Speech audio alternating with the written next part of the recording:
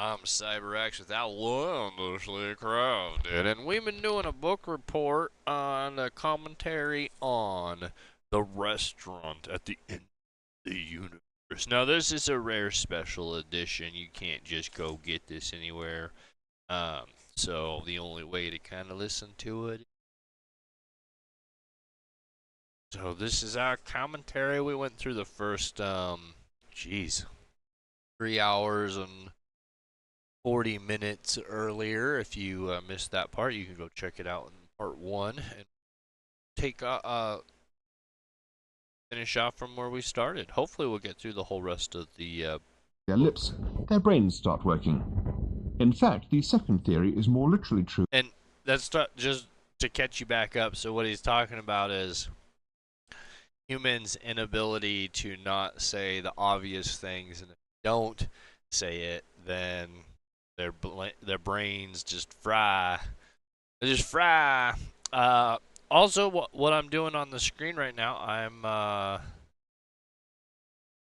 trying to work on video game space game. Not going all that well. It's going to.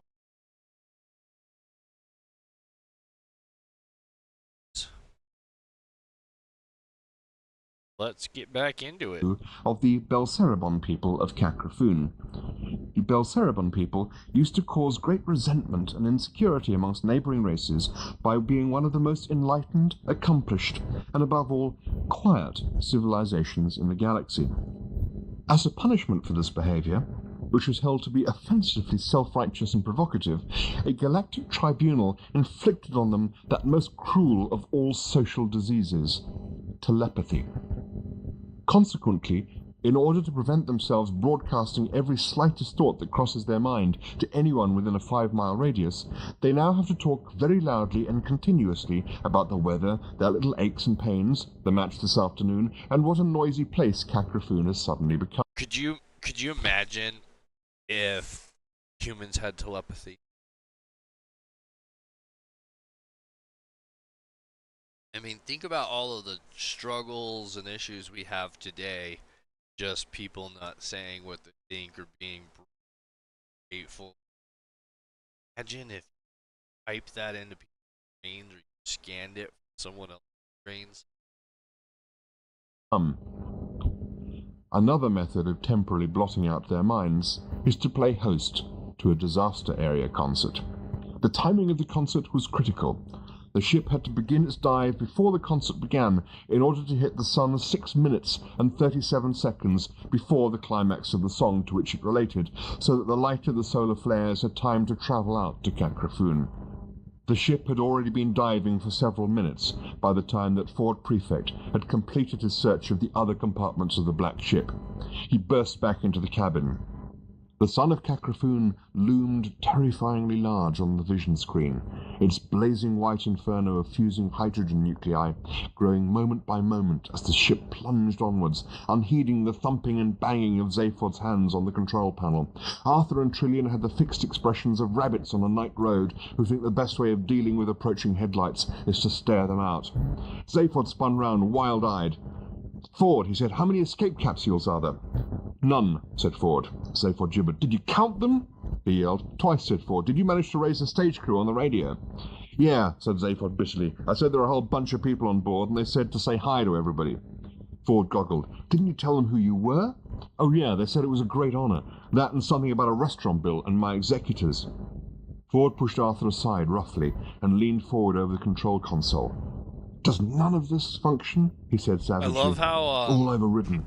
that actually like connects, like, because he just did the bill. Like, it's such a great callback.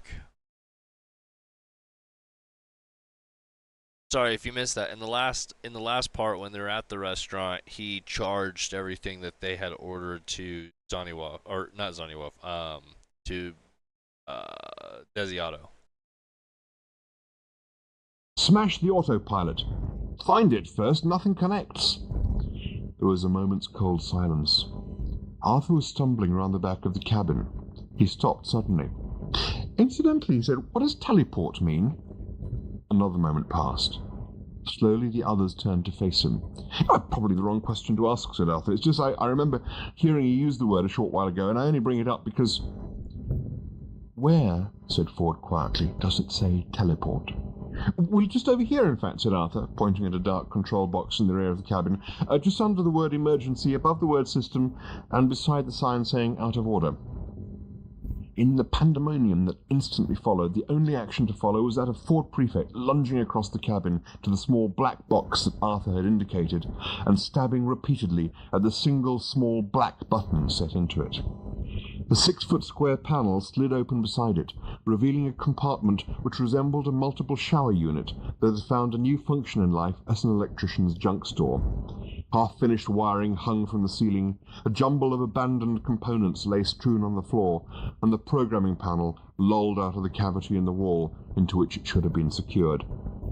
A junior disaster area accountant visiting the shipyard where the ship was being constructed had demanded to know of the works foreman why the hell they were fitting an extremely expensive teleport into a ship that only had one important journey to make, and that unmanned. The foreman had explained that the teleport was available at a 10% discount, and the accountant had explained that this was immaterial.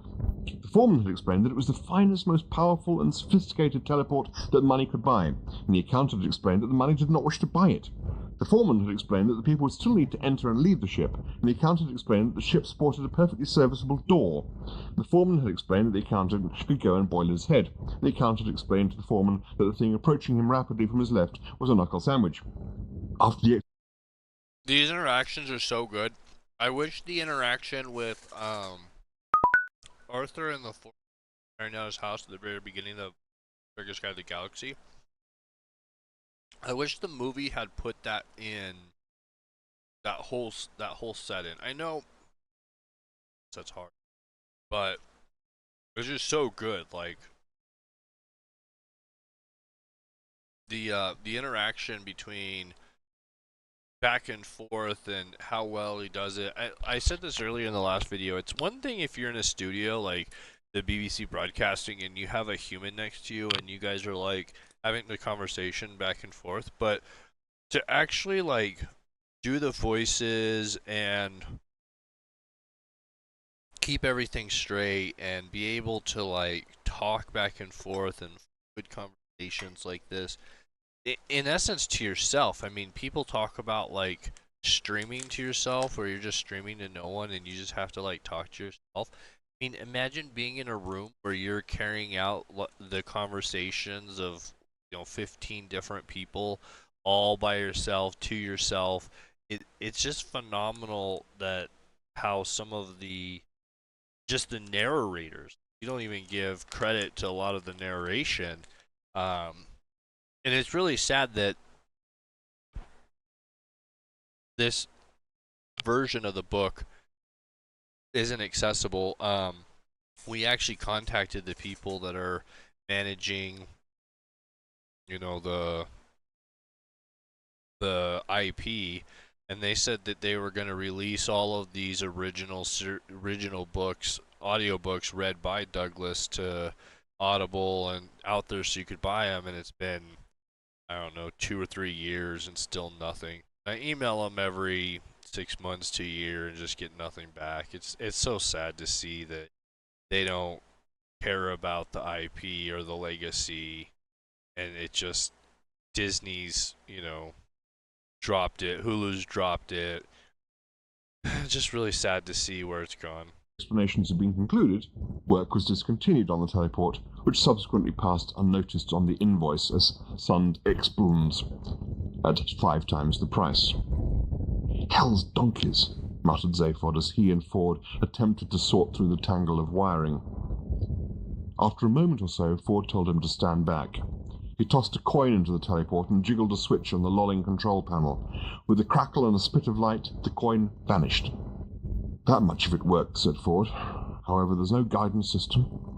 A mere matter transference teleport with no guidance programming could put you, well, anywhere. The son of Kakrafoon loomed huge on the screen. Who cares, said Zaphod. We go where we go. And, said Ford, there's no auto system. We couldn't all go. Someone would have to stay here and operate it. A solemn moment shuffled past. The sun loomed larger and larger. "Hey, Marvin, kid," said Zaphod brightly. "How you doing?" "Very badly, I suspect," muttered Marvin. A I shortish love while later, the Marvin. concert on Kakrafoon reached an unexpected climax. I named my The black ship with its my single cat. morose occupant had plunged on schedule into the nuclear furnace of the sun. Massive solar flares licked out from it millions of miles into space, thrilling and in some cases spilling the dozen or so flare riders who had been coasting close to the surface of the sun in anticipation of the moment. Moments before the flare light reached Kakrafoon, the pounding desert cracked along a deep fault And I feel line. like the A huge shadow and is hitherto just undetected underground soft. river, lying far beneath the sand, gushed to the surface to be followed seconds later by the eruption of millions of tons of boiling lava that flowed hundreds of feet into the air, instantaneously vaporizing the river both above and below the surface in an explosion that echoed to the far side of the world and back again. Those very few who witnessed the event and survived swear that the whole 100,000 square miles of the desert rose into the air like a mile-thick pancake, flipped itself over and fell back down again. At that precise moment, the solar radiation from the flares filtered through the clouds of vaporized water and struck the ground. A year later, the 100,000 square mile desert was thick with flowers. The structure of the atmosphere around the planet was subtly altered. The sun blazed less harshly in the summer, the cold bit less bitterly in the winter. Pleasant rain fell more often, and slowly the desert world of Kakrafoon became a paradise. Even the telepathic power with which the people of Kakrafoon had been cursed was permanently dispersed by the force of the explosion.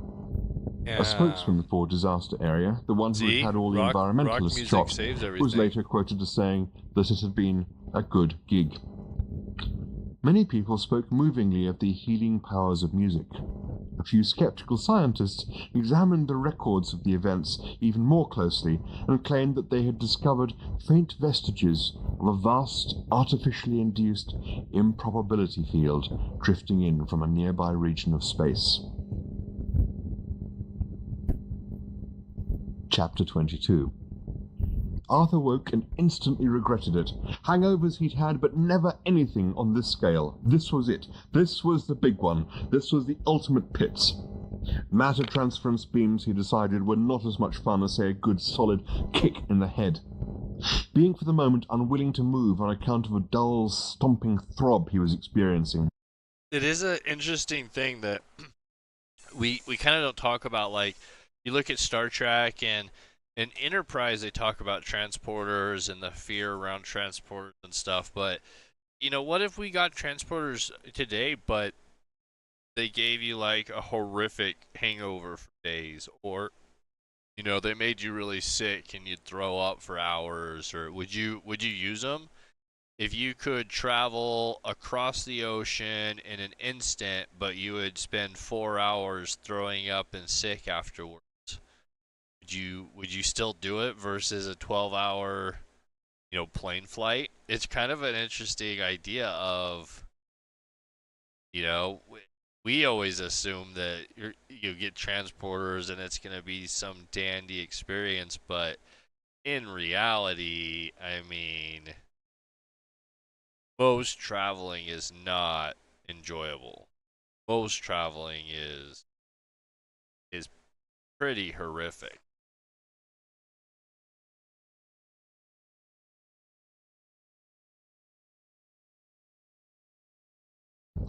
He lay a while and thought.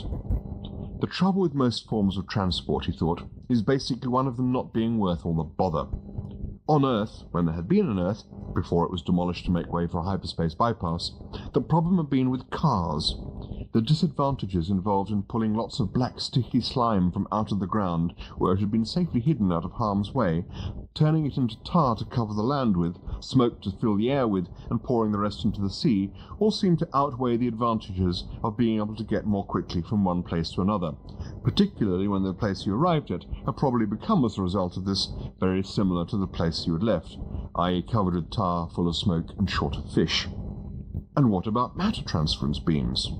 Any form of transport which involved tearing you apart atom by atom, flinging those atoms through the sub-ether, and then jamming them back together again just when they were getting their first taste of freedom for years, had to be bad news. Many people had thought exactly this before Arthur Dent, and had even gone to the lengths of writing songs about it. Here is one that used regularly to be chanted by huge crowds outside the Sirius Cybernetics Corporation Teleport Systems factory on Happy World 3. Aldebaran's great, okay. Algol's pretty neat. Beetlejuice's pretty girls will knock you off your feet. They'll do anything you like, real fast and then real slow. But if you have to take me apart to get me there, then I don't want to go. Singing, take me apart, what a way to roam. And if you have to take me apart to get me there, I'd rather stay at home. Sirius is paved with gold, so I've heard it said, by nuts who then go on to say, see Tor before you're dead. I'll gladly take the high road, or even take the low, but if you have to take me apart to get me there, then I, for one, won't go. Singing, take me apart, you must be off your head, and if you try to take me apart to get me there, I'll stay right here in bed. And so on. Another favourite song was much shorter. I teleported home one night with Ron and Sid and Meg. Ron stole Maggie's heart away, and I got Sydney's leg. Arthur felt waves of pain slowly receding, though he was still aware of a dull, stomping throb. Slowly, carefully, he stood up. Can you hear a dull, stomping throb? Said Fort Prefect. Arthur spun round and wobbled uncertainly. Fort Prefect was approaching, looking red-eyed and pasty. Where are we? Gasped Arthur. Ford looked around. They were standing in a long, curving corridor, which stretched out of sight in both directions. The outer steel wall, which was painted in that sickly shade of pale green which they use in schools, hospitals, and mental asylums to keep the inmates subdued, curved over the tops of their heads to where it met the inner perpendicular wall, which, oddly enough... It's funny, I've listened to these, hundreds, and I have no idea where they're. Like, there's so many times that they teleport into like some crazy place, or they get lost in some place, or it's fun to go back because I can't even like remember like which which books have which like teleport instances, or like are they gonna show up on the ship with the useless people, the hairdressers and stuff, and crash? Or I thought Arthur was going to show up, was going to teleport into a cave, and this was going to be him in the cave, and that was going to be the rest of it. But I always get lost on what's going to happen next. Enough was covered in dark brown Hessian wall weave. The floor was of dark green ribbed rubber. Ford moved over to a very thick, dark, transparent panel set in the outer wall. It was several layers deep, yet through it you could see pinpoints of distant stars. I think we're in a spaceship of some kind, he said. Down the corridor came the sound of a dull, stomping throb. Trillion? Called Arthur nervously. Zaphod?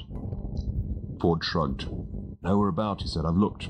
They could be anywhere. An unprogrammed teleport can throw you light years in any direction. Judging by the way I feel, I should think we've travelled a very long way indeed.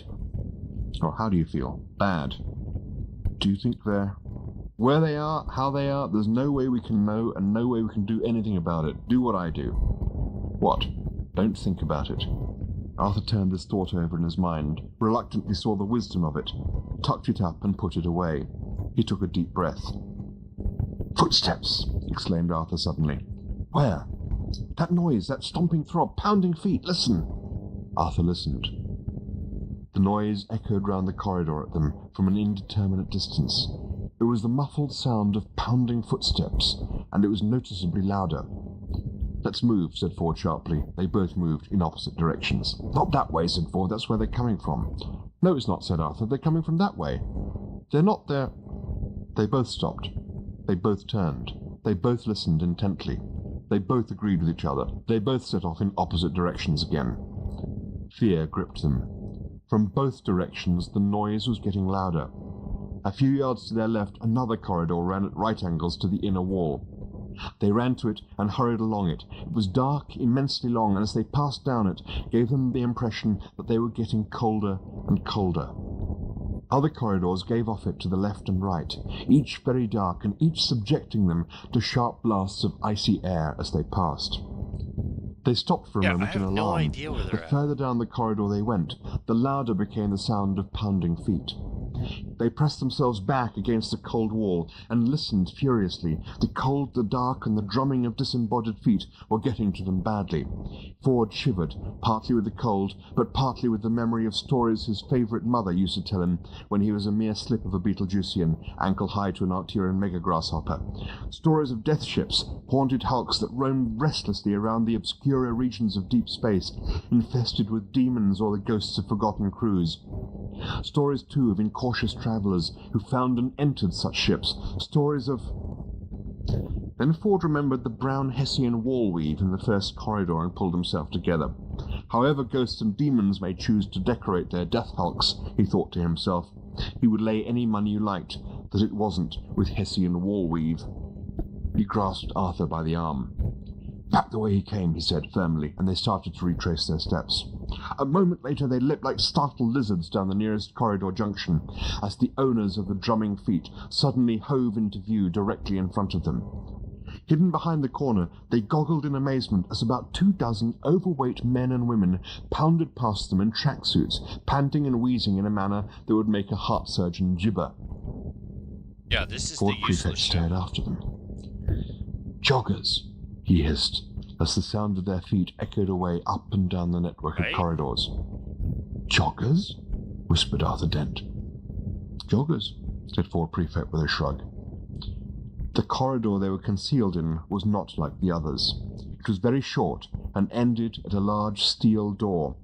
Ford examined it, discovered the opening mechanism, and pushed it wide. The first thing that hit their eyes was what appeared to be a coffin. The next 4,999 things that hit their eyes were also coffins.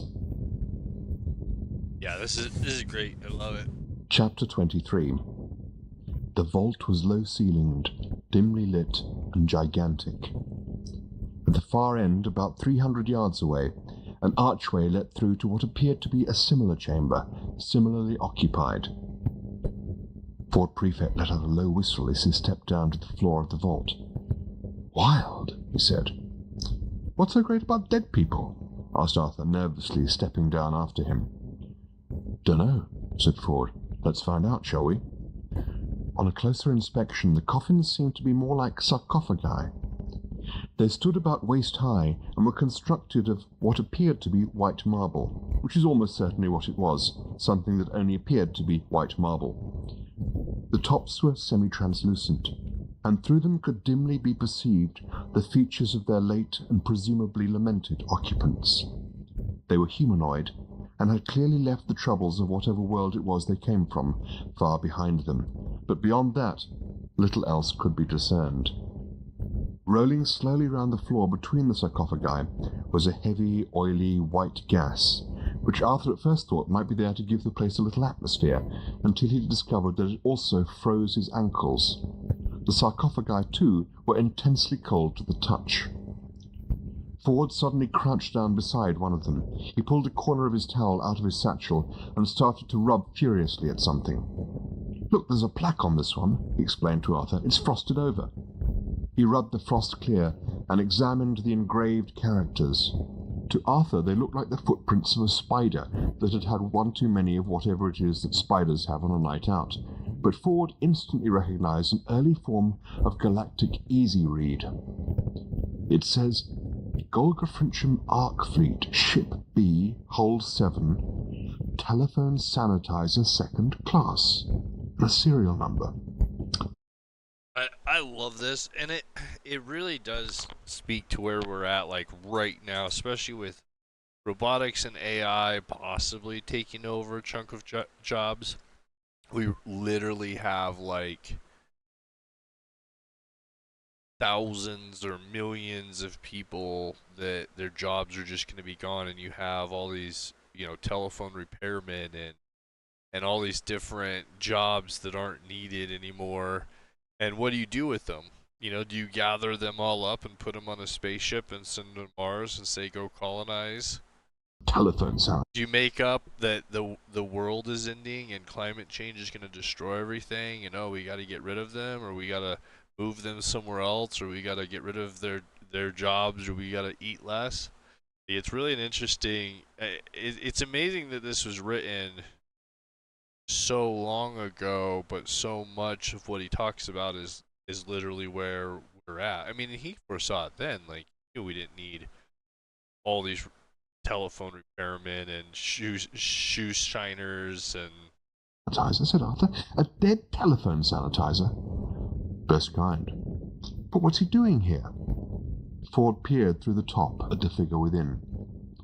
Not a lot, he said, and suddenly flashed one of those grins of his which always make people think he'd been overdoing things recently and should try and get some rest. He scampered over to another sarcophagus, a moment's brisk towel work, and he announced, "This one's a dead hairdresser, Hoopy." The next sarcophagus revealed itself to be the last resting place of an advertising account executive. The one after that contained a second-hand car salesman, third class. An inspection hat Car let salesman. into the floor suddenly caught Ford's attention, and he squatted down to unfasten it, thrashing away at the clouds of freezing gas that threatened to envelop him.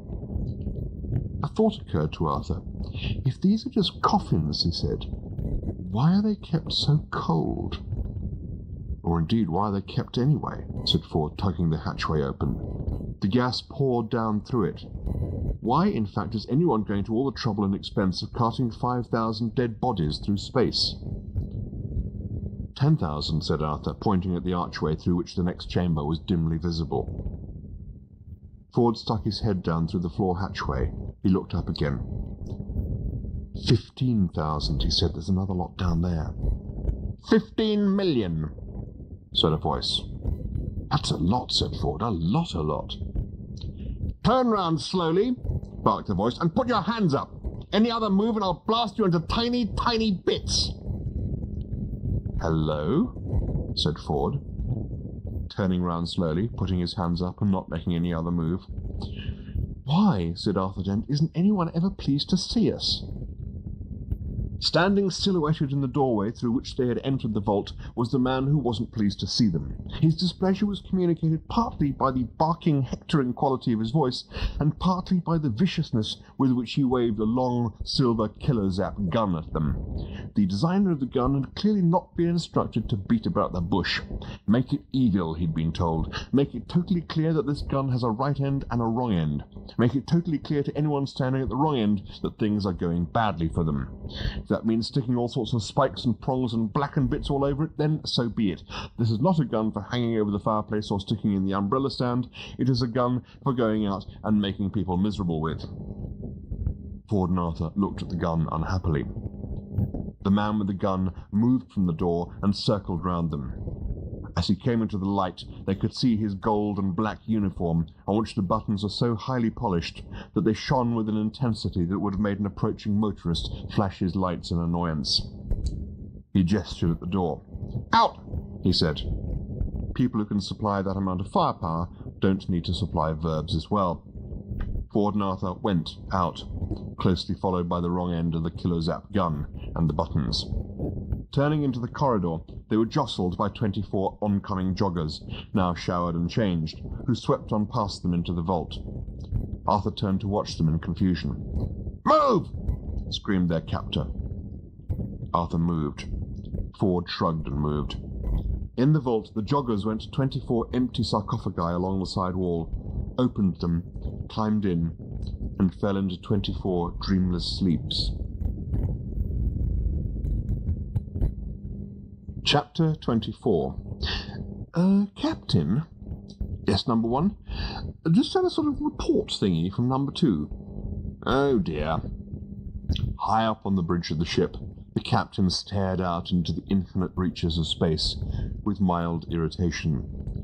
From where he reclined beneath a wide-domed bubble, he could see before and above him the vast panorama of stars through which they were moving, a panorama that had thinned out noticeably during the course of the voyage. Turning and looking backwards over the vast 2-mile bulk of the ship, he could see the far denser mass of stars behind them, which seemed to form almost a solid band. This was the view through the galactic centre, from which they were travelling, and indeed had been travelling for years, at a speed that he couldn't quite remember at the moment, but he knew it was terribly fast. It was something approaching the speed of something or other, or was it 3 times the speed of something else? Jolly impressive, anyway. He peered into the bright distance behind the ship, looking for something. He did this every few minutes or so, but I love that this is like the epitome of like government too. They don't actually know.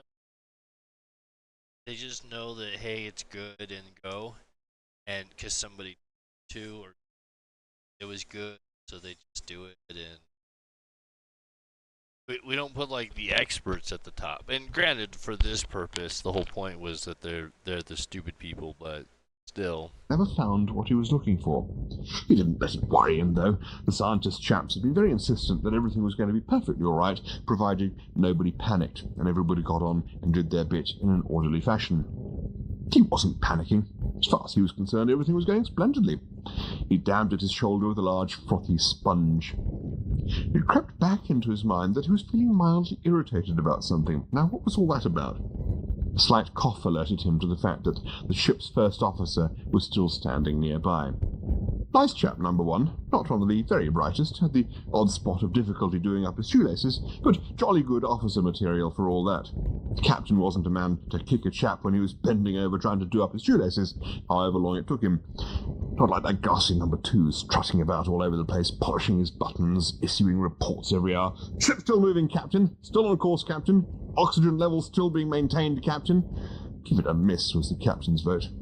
Ah, yes, that was a thing that had been irritating him. He peered down at number one. Yes, Captain, he was shouting something or other about having found some prisoners.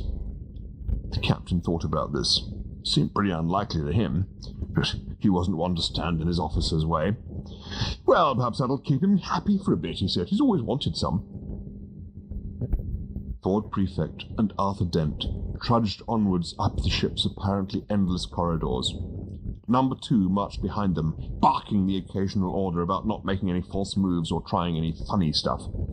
They seemed to have passed at least a mile of continuous brown Hessian wall weave. Finally, they reached a large steel door, I don't know what the which wall slid weave open when number is. two This shouted is at it. another example why it'd be really entered. nice if we could have a movie or To the visual. eyes of Ford I Prefect don't know and what Arthur Dent, he's the talking most about it over and remarkable over, thing but I about have the no ship's idea bridge what it even was not is. the 50-foot diameter hemispherical dome which covered it, and through which the dazzling display of stars shone down on them. To people who have eaten at the restaurant at the end of the universe, such wonders are commonplace. Nor was it the bewildering array of instruments that crowded the long circumferential wall around them. To Arthur, this was exactly what spaceships were traditionally supposed to look like, and to Ford it looked thoroughly antiquated. It confirmed his suspicions that Disaster Area's stunt ship had taken them back at least 1 million, if not 2 million, years before their own time. No, the thing that really caught them off balance was the bath. The bath stood on a 6-foot pedestal of rough-hewn blue water crystal and was of a baroque monstrosity not often seen outside the Maximegalon Museum of Diseased Imaginings. An intestinal jumble of plumbing had been picked out in gold leaf, rather than decently buried at midnight in an unmarked grave. The taps and shower attachment would have made a gargoyle jump. As the dominant centerpiece of a starship bridge, it was terribly wrong. And it was with the embittered air love of a the man terribly who knew this wrong. that number two approached it. Terribly "Captain, sir!" wrong. he shouted through clenched teeth. A difficult trick, but he'd had years during which to perfect it. A large, It would be funny genial if I face had and like a genial tub at foam-coloured the arm middle of popped my up ship over the here. rim of the monstrous I think bath. that's the "Oh, hello, number two," said Captain, waving a cheery sponge. "Having a nice day." captain's seat is Number a two tub. snapped even further to attention than he already was. "I have brought you the prisoners I located in Freezer Bay 7, sir," he yapped.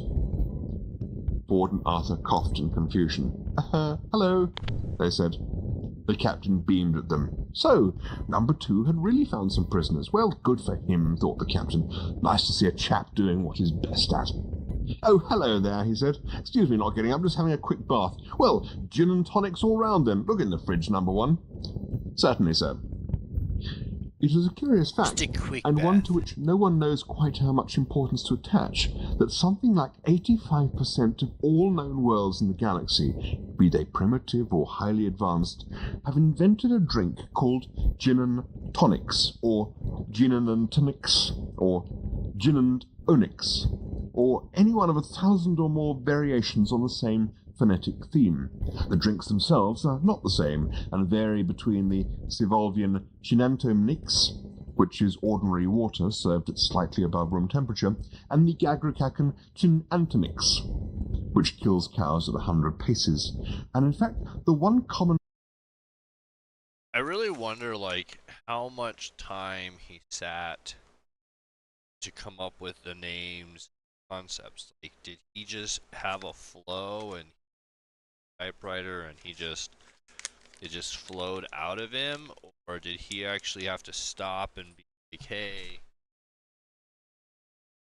what am I gonna put here? What's this name? Or I know he never seemed like he was happy with everything. Like, he always wanted to change stuff when he would do it every time. So that leads me more to, like, he probably just had a flow, and kind of like a painter, he's just painting what he was seeing in his mind. But it's fascinating. factor between all of them, beyond the fact that the names sound the same, is that they were all invented and named before the worlds concerned made contact with any other worlds. What can be made of this fact? It exists in total isolation. As far as any theory of structural linguistics is concerned, it is right off the graph, and yet it persists.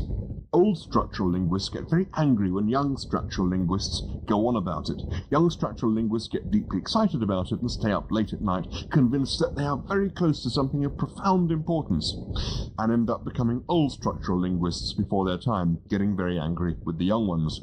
Structural linguistics is a bitterly divided and unhappy discipline, and a large number of its practitioners spend too many nights drowning their sorrows in whiskey and sodas. Number 2 stood before the captain's bathtub, trembling with frustration. "Don't you want to interrogate the prisoners, sir?" he squealed.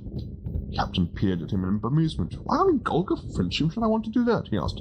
"To get information out of them, sir! To find out why they came here!"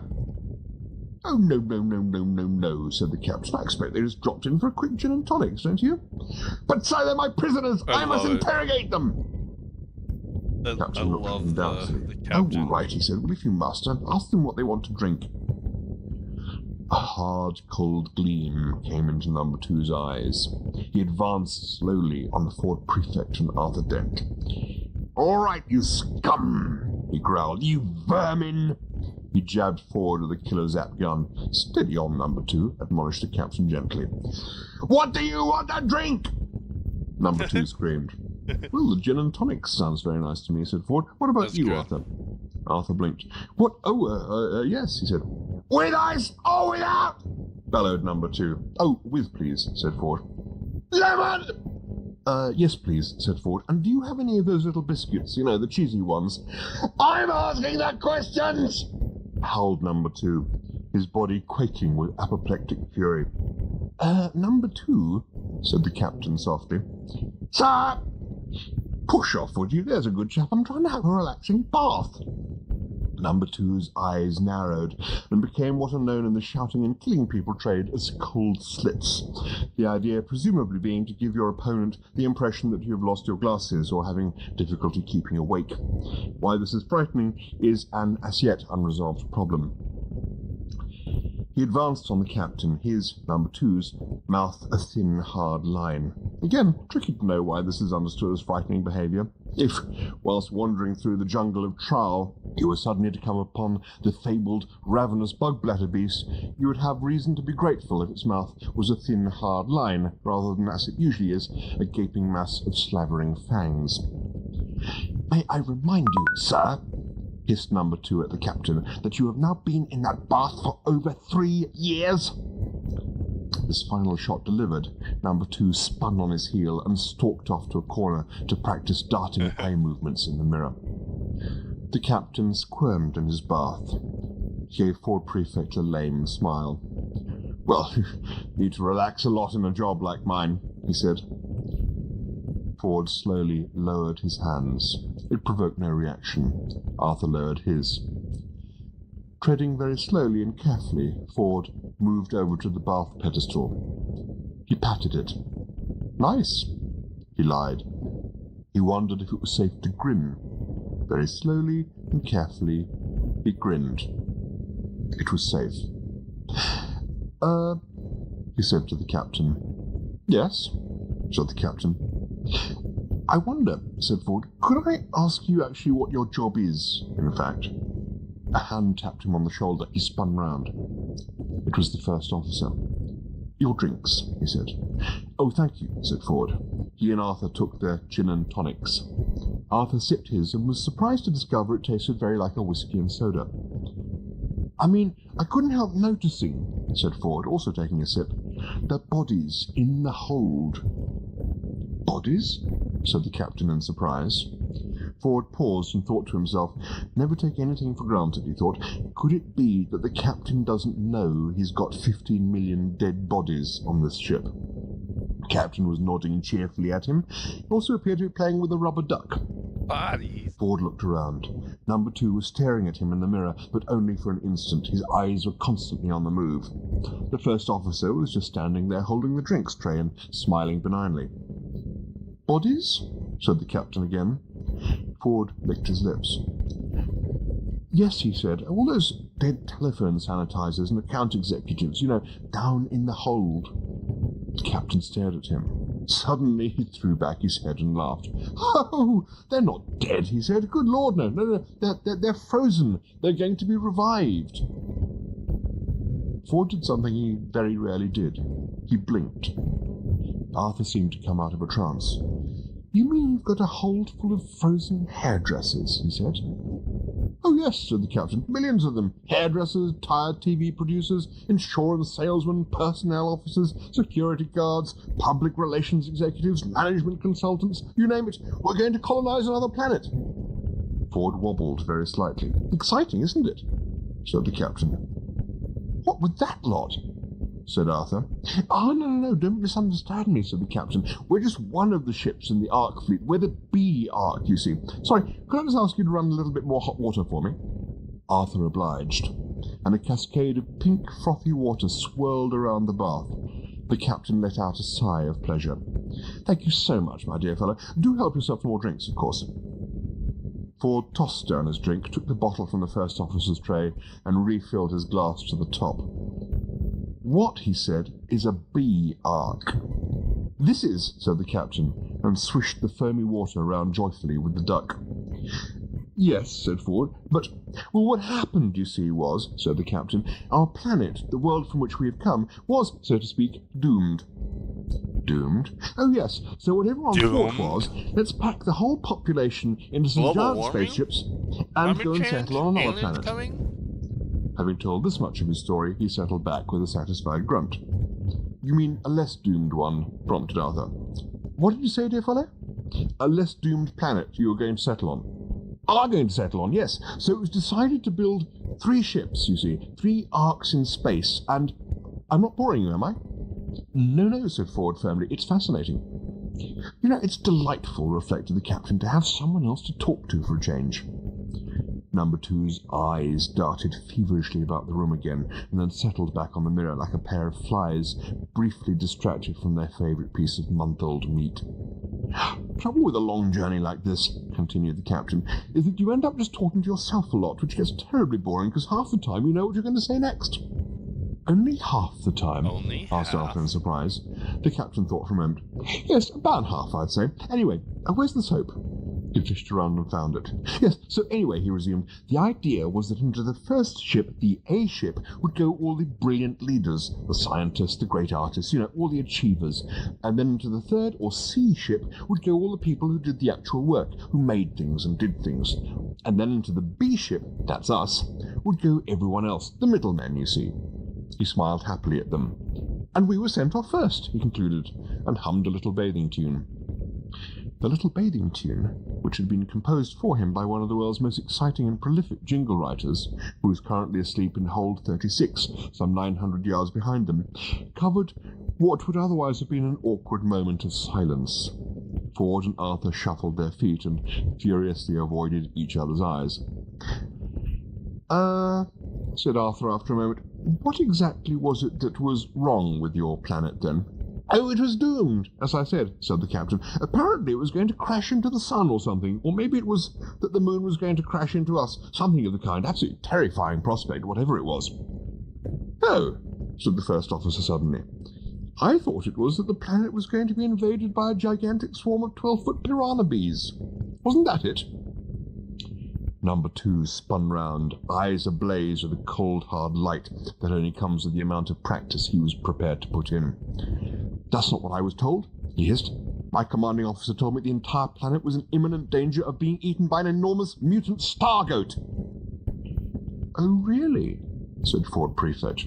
Yes, a monstrous creature from the pit of hell with siding teeth 10,000 miles long, breath that would boil oceans, claws that would tear continents from their roots, 1,000 eyes that burned like the sun, slavering jaws 1,000,000 miles across, a monster such you have never, ever... And they made sure that they sent you lot off first, did they? Inquired Arthur. Oh, yes, said the captain. Well, everyone said, very nicely, I thought, that it was very important for morale to feel that they would be arriving on a planet where they could be sure of a good haircut and where the phones were clean. Oh, yes, agreed Ford. I can see that would be very important. And the other ships, they followed on after you, did they? For a moment, the captain did not answer. He twisted round in his bath and gazed backwards over the huge bulk of the ship towards the bright galactic centre. He squinted into the inconceivable distance. Ah, well, it's funny you should say that, he said, and allowed himself a slight frown at Ford Prefect, because, curiously enough, we haven't heard a peep out of them since we left 5 years ago. But they must be behind us somewhere. He peered off into the distance again. Ford peered with him and gave a thoughtful frown. Unless, of course, he said softly, they were eaten by the goat. Ah, yes, said the captain, with a slight hesitancy creeping into his voice. The goat. His eyes passed over the solid shapes of the instruments and computers that lined the bridge. They winked away innocently at him. He stared out at the stars, but none of them said a word. He glanced at his first and second officers, but they seemed also lost in their own thoughts for a moment. He glanced at Ford Prefect, who raised his eyebrows at him. It's a funny thing, you know, said the captain at last, but now that I actually come to tell the story to someone else, I mean, does it strike you as odd, number 1? Said number 1. Well, said Ford, I can see that you've got a lot of things you're going to want to talk about, so thanks for the drink, and if you could sort of drop us off at the nearest convenient planet. Ah, well, that's a little difficult, you see, said the captain, because our trajectory thingy was preset before we left Golga Frencham. I think partly because I'm not very good with figures. You mean we're stuck here on this ship? Exclaimed Ford, suddenly losing patience with the whole charade. When are you meant to be reaching this planet you're meant to be colonizing? Oh, we're nearly there, I think, said the captain. Any second now. It's probably time I was getting out of the bath, in fact. Oh, I don't know, though. Why stop just when I'm enjoying it? So, we're actually going to land in a minute, said Arthur. Well, no. Not so much land, in fact. Not actually land as such. No, what are you talking about? Asked Ford sharply. Well, said the captain, picking his way through the words carefully, I think as far as I remember, we were programmed to crash on it. Crash! Shouted Ford and Arthur. Yes, said the captain. Yes, it's all part of the plan, I think. There was a terribly good reason for it, which I can't quite remember at the moment. It was something to do with, Ford exploded. You're a load of useless bloody loonies, he shouted. Oh, yes, that was it, beamed the captain. That was the reason. End of side 6. It's so good, like, and it's so accurate, too.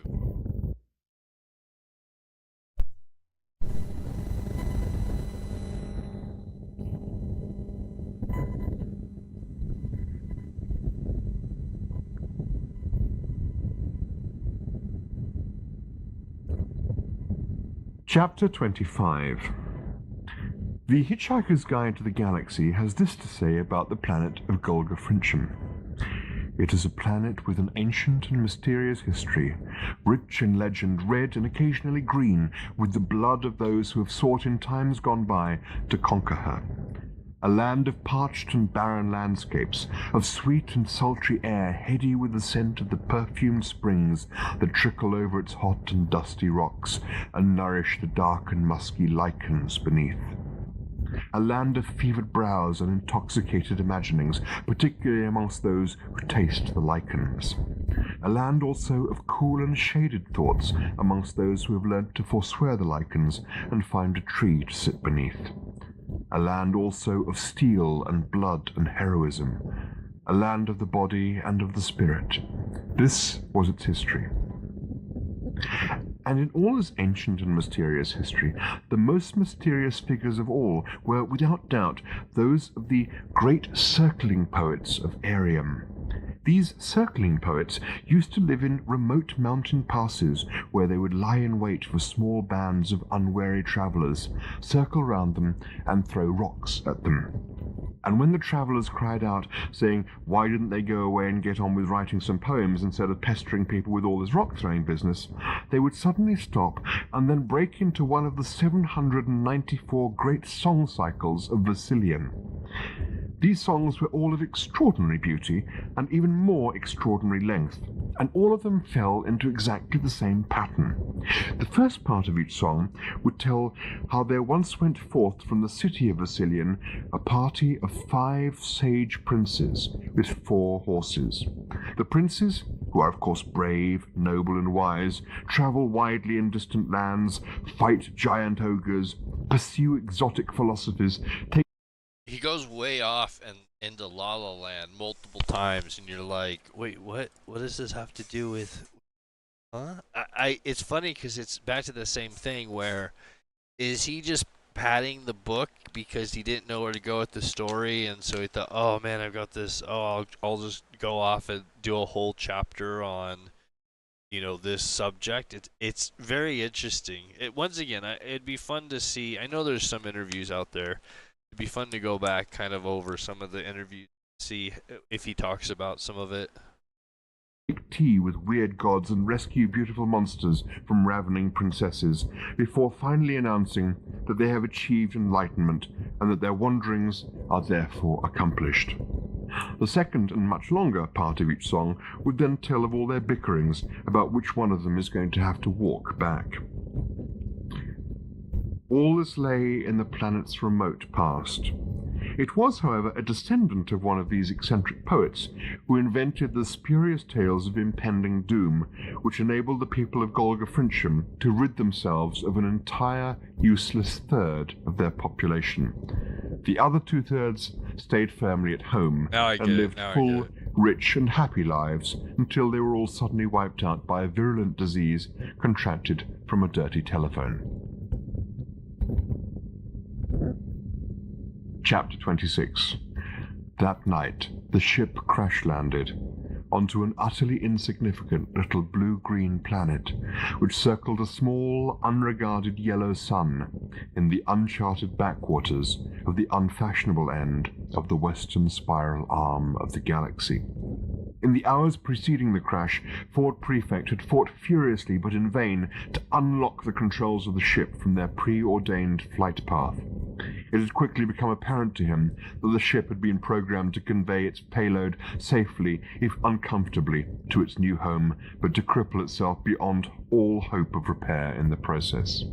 Its screaming, blazing descent through the atmosphere had stripped away most of its superstructure and outer shielding, and its final inglorious belly flop into a murky swamp had left its crew only a few hours of darkness during which to revive and offload its deep-frozen and unwanted cargo, for the ship began to settle almost at once, slowly upending its gigantic bulk in the stagnant slime.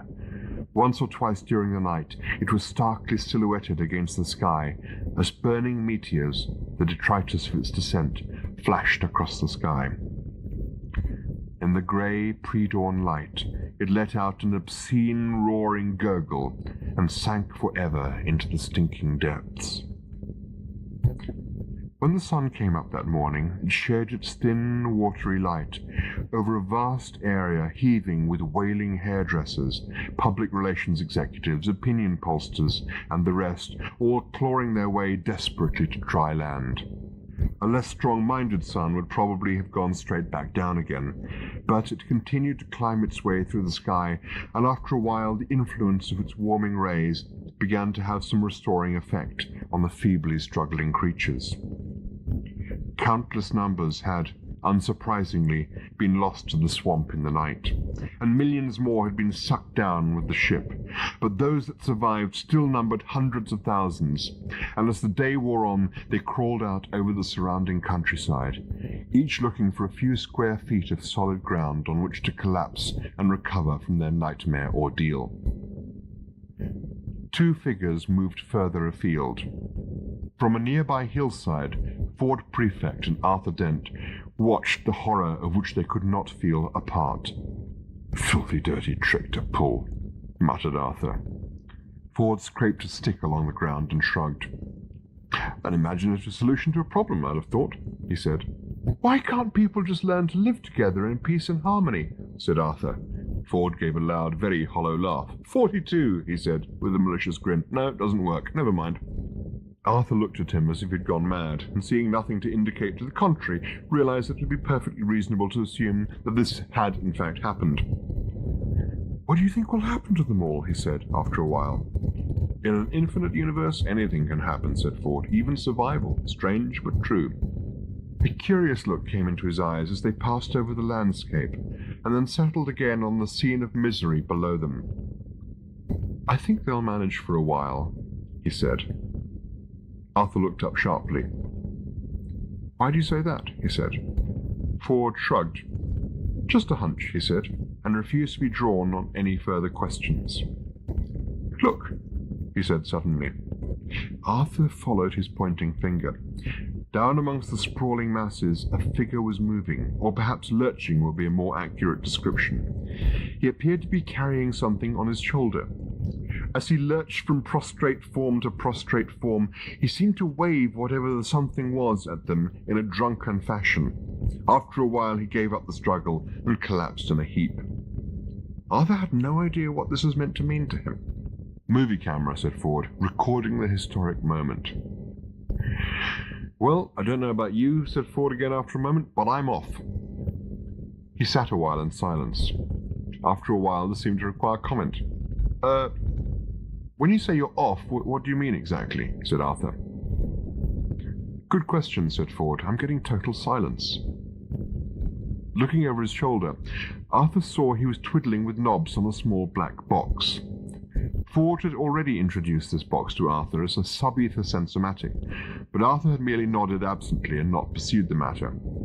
In his mind, the universe still divided into two parts, the Earth and everything else. The Earth, having been demolished to make way for a hyperspace bypass, meant that this view of things was a little lopsided, but Arthur tended to cling to that lopsidedness as being his last remaining contact with his home. Sub-ether sensomatics belonged firmly in the everything else category. Poor Arthur. "Not a sausage," said Ford, shaking the thing. He's still... Sausage.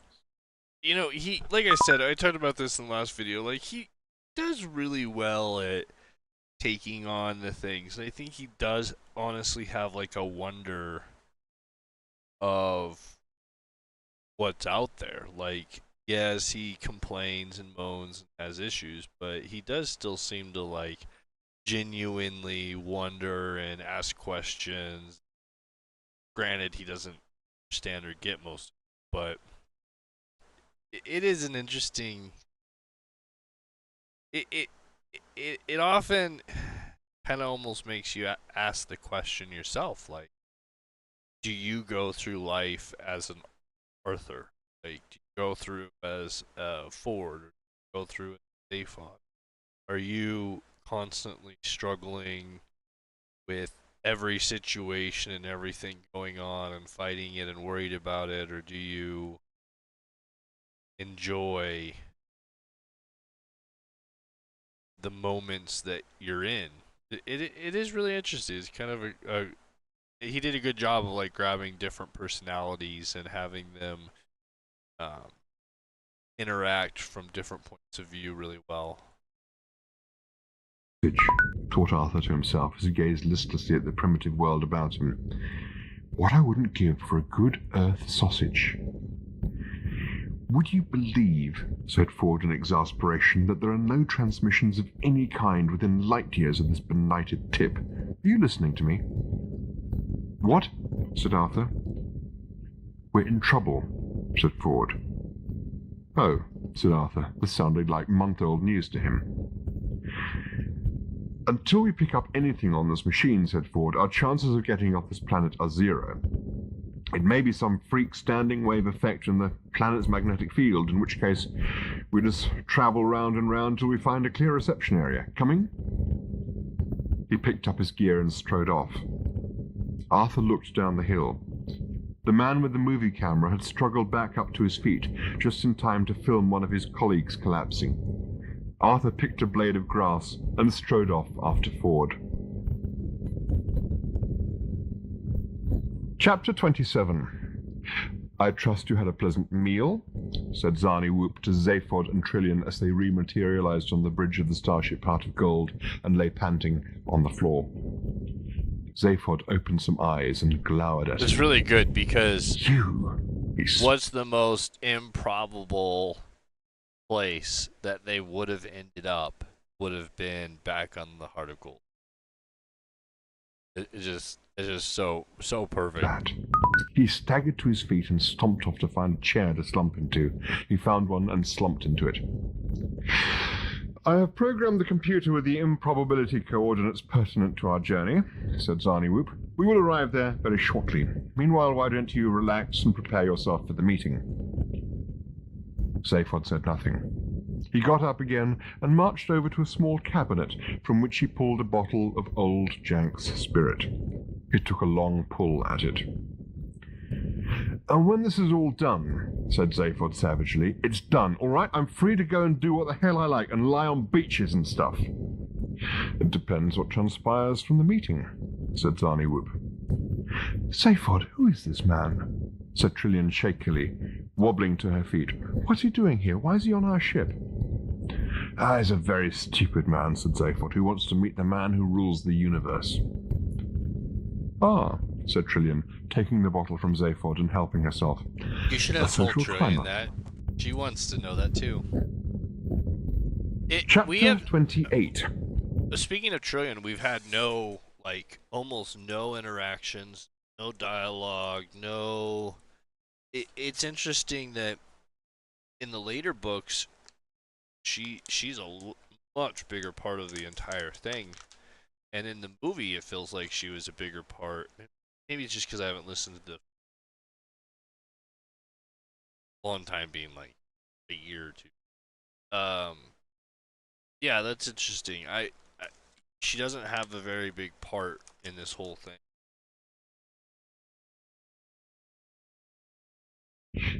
The major problem, or one of the major problems, for there are several, one of the major problems with governing people is that of whom you get to do it, or rather, of who manages to get people to let them do it to them. To summarize, it is a well-known fact that those people who most want to rule people are ipso facto those least suited to do it. To summarize the summary. Anyone who is capable of getting themselves made president should on no account be allowed to do the job. To summarize the summary of the summary, people are a problem. And so this is the situation we find, a succession of galactic presidents who so much enjoy the fun and palaver of being in power that they very rarely notice that they're not. And somewhere in the shadows behind them, who? Who can possibly rule if no one who wants to do it can be allowed to? Chapter 29. On a small, obscure world, somewhere in the middle of nowhere in particular, nowhere that is that could ever be found, since it is protected by a vast field of improbability to which only 6 men in this galaxy have a key. It was raining. It was bucketing down, and had been for hours. It beat the top of the sea into a mist.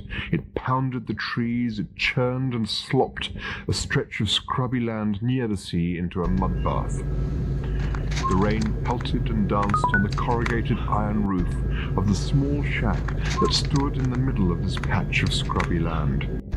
It obliterated the small, rough pathway that led from the shack down to the seashore and smashed apart the neat piles of interesting shells which had been placed there. The noise of the rain on the roof of the shack was deafening within, but went largely unnoticed by its occupant, whose attention was otherwise engaged.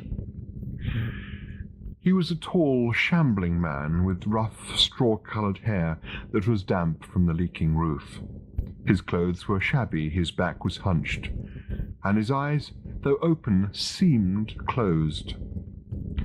In his shack was an old beaten-up armchair, an old scratched table, an old mattress, some cushions, and a stove that was small but warm. There was also an old and slightly weather-beaten cat, and this was currently the focus of the man's attention. He bent his shambling form over it. "Pussy, pussy, pussy," he said. "Good, good, good, good, good. Pussy want his fish? Nice piece of fish pussy wanted." The cat seemed undecided on the matter. It pawed rather condescendingly at the piece of fish the man was holding out, and then got distracted by a piece of dust on the floor. "Pussy not eat his fish. Pussy get thin and waste away, I think," said the man. Doubt crept into his voice. "I imagine this is what will happen," he said. "But how can I tell?" He proffered the fish again. "Pussy think," he said, "eat fish or not eat fish. I think it is better if I don't get involved." He sighed. "I think fish is nice, but then I think that rain is wet, so who am I to judge?" He left the fish on the floor for the cat and retired to his seat. "Ah, I seem to see you eating it," he said at last, as the cat exhausted the entertainment possibilities of the speck of dust and pounced onto the fish. "I like it when I see you eat fish," said the man, "because in my mind you will waste away if you don't." He picked up from the table a piece of paper and the stub of a pencil. He held one in one hand and the other in the other, and experimented with different ways of bringing them together. He tried holding the pencil under the paper, then over the paper, then next to the paper. He tried wrapping the paper round the pencil. He tried rubbing the stubby end of the pencil against the paper. Then he tried rubbing the sharp end of the pencil against the paper. It made a mark, and he was delighted with the discovery, as he was every day. He picked up another piece of paper from the table. This had a crossword on it. He studied it briefly and filled in a couple of clues before losing interest. He tried sitting on one of his hands and was intrigued by the feel of the bones of his hip. "Fish come from far away," he said, "or so I'm told, or so I imagine I'm told.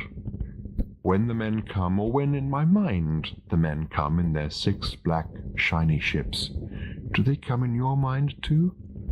What do you see, pussy?" He looked at the cat, which was more concerned with getting the fish down as rapidly as possible than it was with these speculations. "And when I hear their questions, do you hear questions? What do their voices mean to you? Perhaps you just think they're singing to you." He reflected on this and saw the flaw in the supposition. "Perhaps they are singing songs to you," he said, "and I just think they're asking me questions." He paused again. Sometimes he would pause for days just to see what it was like. "Do you think they came today?" he said. "I do. There's mud on the floor, cigarettes and whiskey on the table, fish on a plate for you, and a memory of them in my mind. Hardly conclusive evidence, I know, but then all evidence is circumstantial. And look what else they've left me." He reached over to the table and pulled some things off it. Crosswords, dictionaries, and a calculator. He played with the calculator for an hour, whilst the cat went to sleep and the rain outside continued to pour. Eventually he put the calculator aside. "I think I must be right in thinking they ask me questions," he said. "To come all that way and leave all these things just for the privilege of singing songs to you would be very strange behavior. Or so it seems to me. Who can tell? Who can tell?" From the table he picked up a cigarette and lit it with a spill from the stove. He inhaled deeply and sat back. "I think I saw another ship in the sky today," he said at last. "A big white one. Never seen a big white one, just the 6 black ones, and the 6 green ones, and the others who say they come from so far away. Never a big white one. Perhaps 6 more black ones can look like one big white one at certain times." This whole part of the Perhaps I would story, like- as a kid listening to this, always just got me of gibberish, I guess. You really have to sit down and like process through what he's saying and process through what it would look like being, the person managing, in essence, a god figure. Like, it's in essence describing, an ultimate being god figure. Like a glass of whiskey. Yes, that seems more likely. He stood up and found a glass that was lying on the floor by his mattress. He poured in a measure from his whiskey bottle. He sat again. "Perhaps some other people are coming to see me," he said. 100 yards away, pelted by the torrential rain, lay the Heart of Gold. Its hatchway opened, and 3 figures emerged, huddling into themselves to keep the rain off their faces. "In there?" shouted Trillian above the noise of the rain. "Yes," said Zarniwoop. "That shack?" "Yes." "Weird," said Zaphod. "But it's in the middle of nowhere," said Trillian. "We must have come to the wrong place. You can't rule the universe from a shack." They hurried through the pouring rain and arrived wet through at the door. They knocked. They shivered. The door opened. "Hello?" said the man. "Oh, excuse me," said Zarniwoop. "I have reason to believe—" "Do you rule the universe?" said Zaphod. The man smiled at him. "I try not to," he said. "Are you wet?" Zaphod looked at him in astonishment. "Wet?" he cried. "Does it look as if we're wet?" "That's how it looks to me," said the man, "but how you feel about it might be an altogether different matter. If you find warmth makes you dry, you'd better come in." They went in. They looked around the tiny shack, Zarniwoop with slight distaste, Trillian with interest, Zaphod with delight. "Hey," said Zaphod. "What's your name?" The man looked at them doubtfully. "I don't know." "Why, do you think I should have one? It seems very odd to give a bundle of vague sensory perceptions a name." He invited Trillian to sit in the chair. He sat on the edge of the chair. Zarniwoop leaned stiffly against the table, and Zaphod lay on the mattress. "Wowee," said Zaphod. "The seat of power." He tickled the cat. "Listen," said Zarniwoop, "I must ask you some questions." "All right," said the man kindly. "You can sing to my cat if you like." "Would he like that?" said Zaphod. "You'd better ask him," said the man. "Does he talk?" said Zaphod. "I have no memory of him talking," said the man, "but I am very unreliable." Zarniwoop pulled some notes out of a pocket. "Now," he said, "you do rule the universe, do you?" "How can I tell?" said the man. Zarniwoop ticked off a note on the paper. "How long have you been doing this?"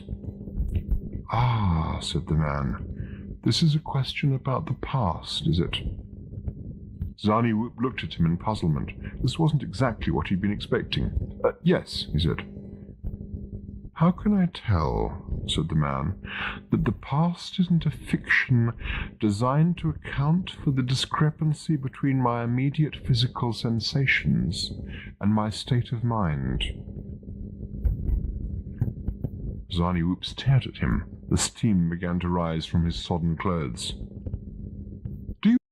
I do think it's funny that, I mean, they're just characters, but that they would think that if they found the person that runs everything, that they would be able to converse and have a conversation, and like that they would be on the same level with them. You know, that they would even be able to talk to somebody that could do all of those things is pretty fascinating.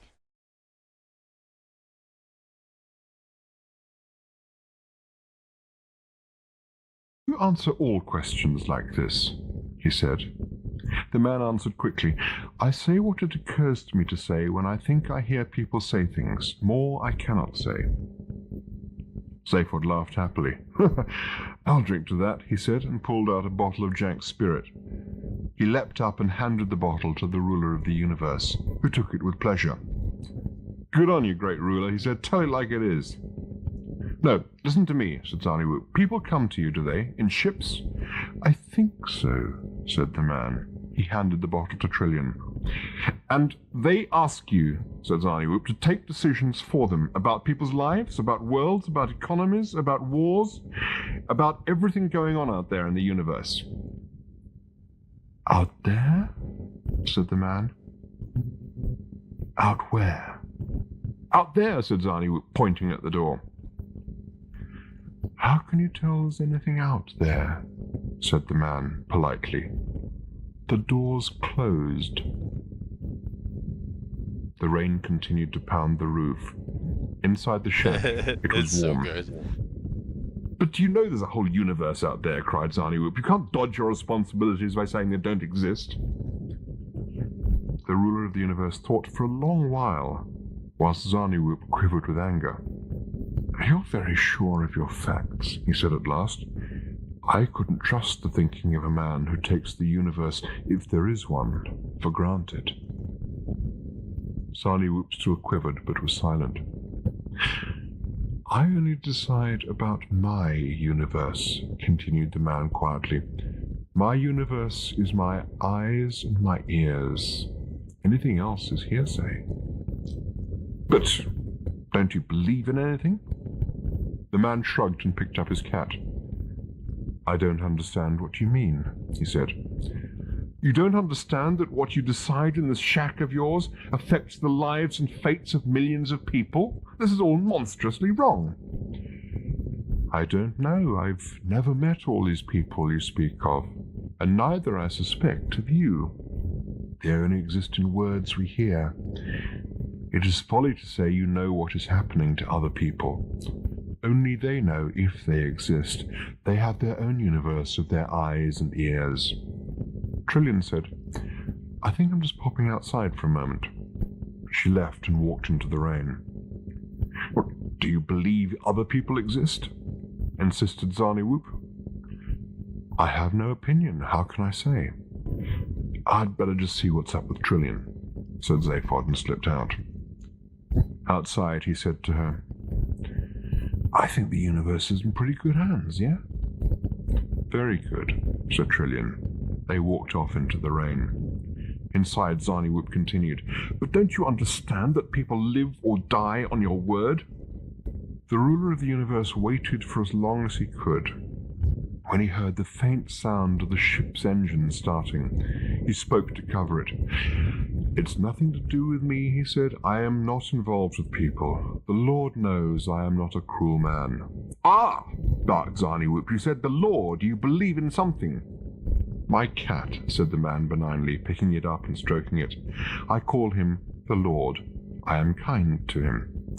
All right, said Zarniwoop, pressing home his point. How do you know he exists? How do you know he knows you to be kind, or enjoys what he thinks of as your kindness? I don't, said the man with a smile. I have no idea. It merely pleases me to behave in a certain way to what appears to be a cat. Do you behave any differently? Please, I think I am tired. Zarniwoop heaved a thoroughly dissatisfied sigh and looked about. Where are the other two? He said suddenly. "What other two?" said the ruler of the universe, settling back into his chair and refilling his whiskey glass. "Beeblebrox and the girl, the two who were here." "I remember no one. The past is a fiction to account for—" "Oh, stuff it!" snapped Zarniwoop and ran out into the rain. There was no ship. The rain continued to churn the mud. There was no sign to show where the ship had been. He hollered into the rain. He turned and ran back to the shack and found it locked. The ruler of the universe dozed lightly in his chair. After a while he played with the pencil and the paper again, and was delighted when he discovered how to make a mark with the one on the other. Various noises continued outside, but he didn't know whether they were real or not. He then talked to his table for a week to see how it would react. Chapter 13. The stars came out that night, dazzling in their brilliance and clarity. Ford and Arthur had... So does that mean Zarniwoop, I can't ever say it, is just there for like ever, for the rest of the time now? Or does he have to get a ride with someone else? I mean, one of the other ships when they go up.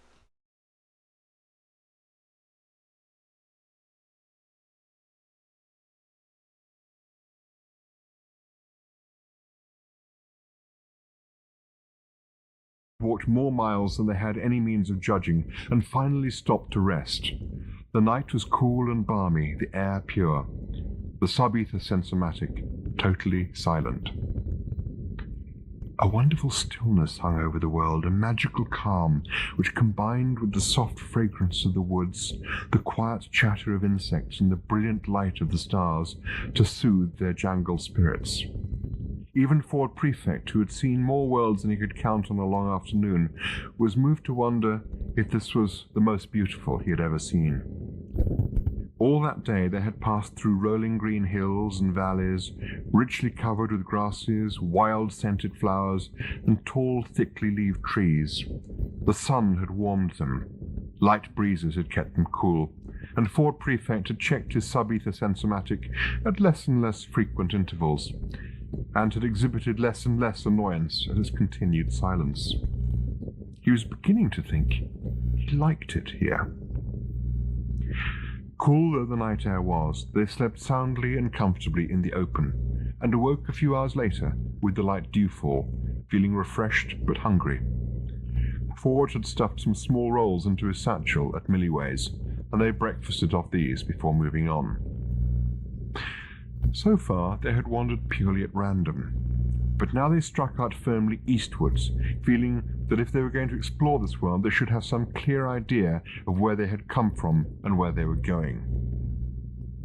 Shortly before noon, they had their first indication that the world they had landed on was not an uninhabited one. A half-glimpsed face amongst the trees watching them. It vanished at the moment they both saw it, but the image they were both left with was of a humanoid creature, curious to see them but not alarmed. Half an hour later they glimpsed another such face, and 10 minutes after that, another. A minute later they stumbled into a wide clearing and stopped short. Before them, in the middle of the clearing, stood a group of about 24 men and women. They stood still and quiet, facing Ford and Arthur. Around some of the women huddled some small children, and behind the group was a ramshackle array of small dwellings made of mud and branches. Ford and Arthur held their breath. The tallest of the men stood a little over 5 feet high. They all stooped forward slightly, had longish arms and lowish foreheads, and bright, clear eyes with which they stared intently at the strangers. Seeing that they carried no weapons and made no move towards them, Ford and Arthur relaxed slightly. For a while, the two groups simply stared at each other, neither side making any move. The natives seemed puzzled by the intruders, and whilst they showed no sign of aggression, they were quite clearly not issuing any invitations. Nothing happened. The natives! For a full 2 minutes, nothing continued to happen. After 2 minutes, Ford decided it was time something happened. "Hello?" he said. The women drew their children slightly closer to them. The men made hardly any discernible move, and yet their whole disposition made it clear that the greeting was not welcome. It was not resented in any great degree, it was just not welcome. One of the men, who had been standing slightly forward of the rest of the group, and who might therefore have been their leader, stepped forward. His face was quiet and calm, almost serene.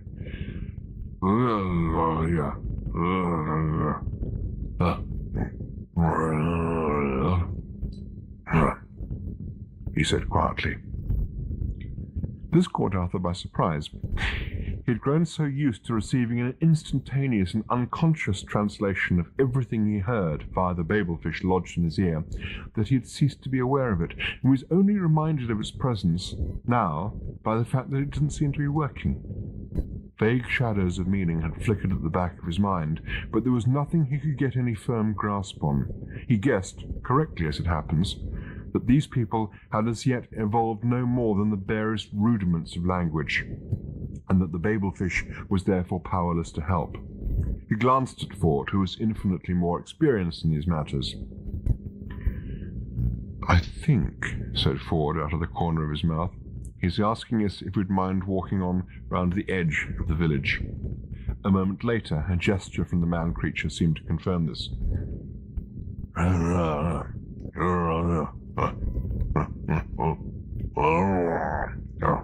Continued the man-creature.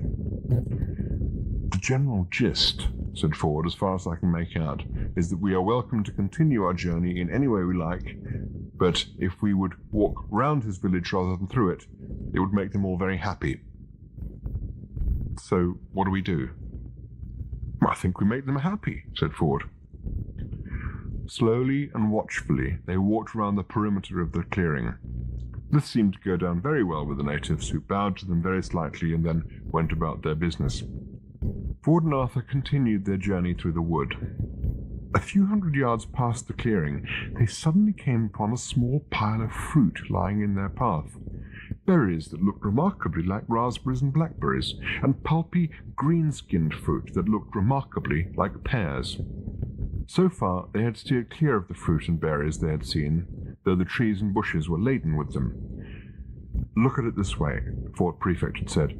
"Fruit and berries on strange planets either make you live or make you die. Therefore, the point at which you start toying with them is when you're going to die if you don't. That way you stay ahead. The secret of healthy hitchhiking is to eat junk food." They looked at the pile that lay in their path with suspicion. It looked so good it made them almost dizzy with hunger. "Look at it this way," said Ford. Yes," said Arthur. I'm trying to think of a way of looking at it which means we get to eat it," said Ford. The leaf-dappled sun gleamed on the plump skins of the things which looked like pears. The things which looked like raspberries and strawberries were fatter and riper than any Arthur had ever seen, even in ice cream commercials. "Why do we eat them and think about it afterwards?" he said. "Maybe that's what they want us to do." "All right, look at it this way. Sounds good so far. It's there for us to eat. Either it's good or it's bad. Either they want to feed us or to poison us. If it's poisonous and we don't eat it, they'll just attack us some other way. If we don't eat, we lose out either way." "I like the way you're thinking," said Ford. I love his logic, it's great. "Now eat one." Hesitantly, Arthur picked up one of the things that looked like pears. "I always thought that about the..." In the movie, Mos Def is just such a perfect pick. When they when they announced it, I really was like, "What? Wait, who?" But boy, he just does such a great job in the movie. So well. He just carries out the character better than I could have even fathomed anybody could.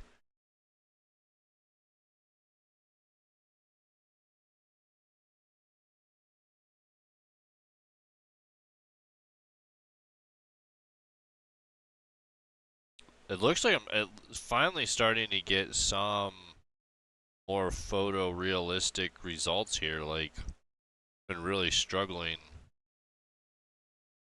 to get anything that resembles what I want that doesn't just start blurring the textures.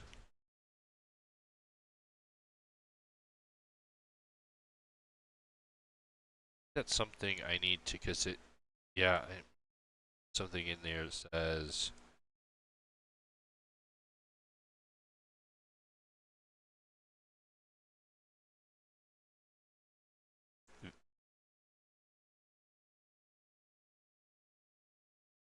Garden of Eden story, said Ford. Eh? No, Garden of Eden, tree, apple, that bit, remember? Yes, of course I do. Well, your god person puts an apple tree in the middle of a garden and says, "Do what you like, guys, oh, but don't eat the apple." Surprise, surprise, they eat it, and he leaps out from behind a bush shouting, "Gotcha!" Wouldn't have made any difference if they hadn't eaten it. Why not? Because if you're dealing with somebody who has the sort of mentality which likes leaving hats on the pavement with bricks under them, you know perfectly well they won't give up. They'll get you in the end. What are you talking about? Never mind, eat the fruit. You know, this place almost looks like the Garden of Eden. Eat the fruit. Huh, sounds quite like it too. Arthur took a bite from the thing which looked like a pear. "It's a pear," he said. A few minutes later, when they'd eaten the lot, Ford Prefect turned round and called out, "Thank you! Thank you very much," he called. "You're very kind." They went on their way. For the next 50 miles of their journey eastward, they kept on finding the occasional gift of fruit lying in their path, and though they once or twice had a quick glimpse of a native man-creature amongst the trees, they never again made direct contact. They decided they rather liked a race of people who made it clear that they were grateful simply to be left alone. The fruit and berries stopped after 50 miles because that was where the sea started. Having no pressing calls on their time, they built a raft and crossed the sea. It was relatively calm, only about 60 miles wide, and they had a reasonably pleasant crossing, landing in a country that was at least as beautiful as the one they'd left. Life was, in short, ridiculously easy, and for a while at least they were able to cope with the problems of aimlessness and isolation by deciding to ignore them. When the craving for company became too great, they would know where to find it, but for the moment they were happy to feel that the Golgafrintians were hundreds of miles behind them. Nevertheless, Ford Prefect began to use his sub-ether sensomatic more often again. Only once did he pick up a signal, but that was so faint and from such enormous distance that it depressed him more than the silence that had otherwise continued unbroken. On a whim they turned northwards. After weeks of travelling, they came to another sea, built another raft, and crossed it. This time it was harder going, the climate was getting colder. Arthur suspected a streak of masochism in Ford Prefect. The increasing difficulty of the journey seemed to give him a sense of purpose that was otherwise lacking. He strode onwards relentlessly. Their journey northwards brought them into steep mountainous terrain of breathtaking sweep and beauty. The vast, jagged, snow-covered peaks ravished their senses. The cold began to bite into their bones. They wrapped themselves in animal skins and furs, which Ford Prefect acquired by a technique he had once learnt from a couple of ex-Pralite monks running a mind-surfing resort in the hills of Hunayan. The galaxy is littered with ex-Pralite monks, all on the make, because the mental control techniques the Order have evolved as a form of devotional discipline are frankly sensational, and extraordinary numbers of monks leave the Order just after they've finished their devotional training and just before they take their final vows to stay locked in small metal boxes for the rest of their lives. Ford's technique seemed to consist mainly of standing still for a while and smiling. After a while, an animal, a deer perhaps, would appear from out of the trees and watch him cautiously. Ford would continue to smile at it. His eyes would soften and shine, and he would seem to radiate a deep and universal love, a love which reached out to embrace all of creation. A wonderful quietness would descend on the surrounding countryside, peaceful and serene, emanating from this transfigured man. Slowly the deer would approach, step by step, until it was almost nuzzling him, whereupon Ford Prefect would reach out to it and break its neck. Pheromone control, he said it was. You just have to know how to generate the right smell. I love it. It's so great. It's so brutal. It's like so human. It's phenomenal. Chapter 31. A few days after landing in this mountainous land, they hit a coastline which swept diagonally before them from the southwest to the northeast, a coastline of monumental grandeur, deep, majestic ravines, soaring pinnacles of ice, fjords. For 2 further days they scrambled and climbed over the rocks and glaciers, awestruck with beauty. "Arthur!" yelled Ford suddenly. It was the afternoon of the second day. Arthur was sitting on a high rock, watching the thundering sea smashing itself against the craggy promontories. "Arthur!" yelled Ford again. Arthur looked to where Ford's voice had come from, carried faintly in the wind. Ford had gone to examine a glacier, and Arthur found him there, crouching by the solid wall of blue ice. He was tense with excitement. His eyes darted up to meet Arthur's. "Look," he said. "Look." Arthur looked. He saw the solid wall of blue ice. "Yes," he said, "it's a glacier. I've already seen it." "No," said Ford. "You've looked at it. You haven't seen it. Look." Ford was pointing deep into the heart of the ice. Arthur peered. He saw nothing but vague shadows. "Move back from it," insisted Ford. "Look again." Arthur moved back and looked again. "No," he said, and shrugged. "What am I supposed to be looking for?" And suddenly he saw it. "You see it?" He saw it. His mouth started to speak, but his brain decided it hadn't got anything to say yet and shut it again. His brain then started to contend with the problem of what his eyes told it they were looking at, but in doing so relinquished control of the mouth, which promptly fell open again. Once more gathering up the jaw, his brain lost control of his left hand, which then wandered around in an aimless fashion.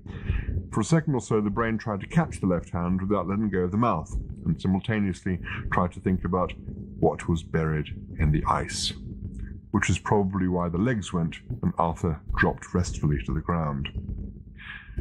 The thing that had been causing all this neural upset was a network of shadows in the ice, about 18 inches beneath the surface. Looked at from the right angle, they resolved into the solid shapes of letters from an alien alphabet, each about 3 feet high. And for those like Arthur who couldn't read Magrathian, there was above the letters the outline of a face hanging in the ice. It was an old face, thin and distinguished, careworn but not unkind. It was the face of the man who had won an award for designing the coastline they now knew themselves to be standing on. End of Side 7. Dang.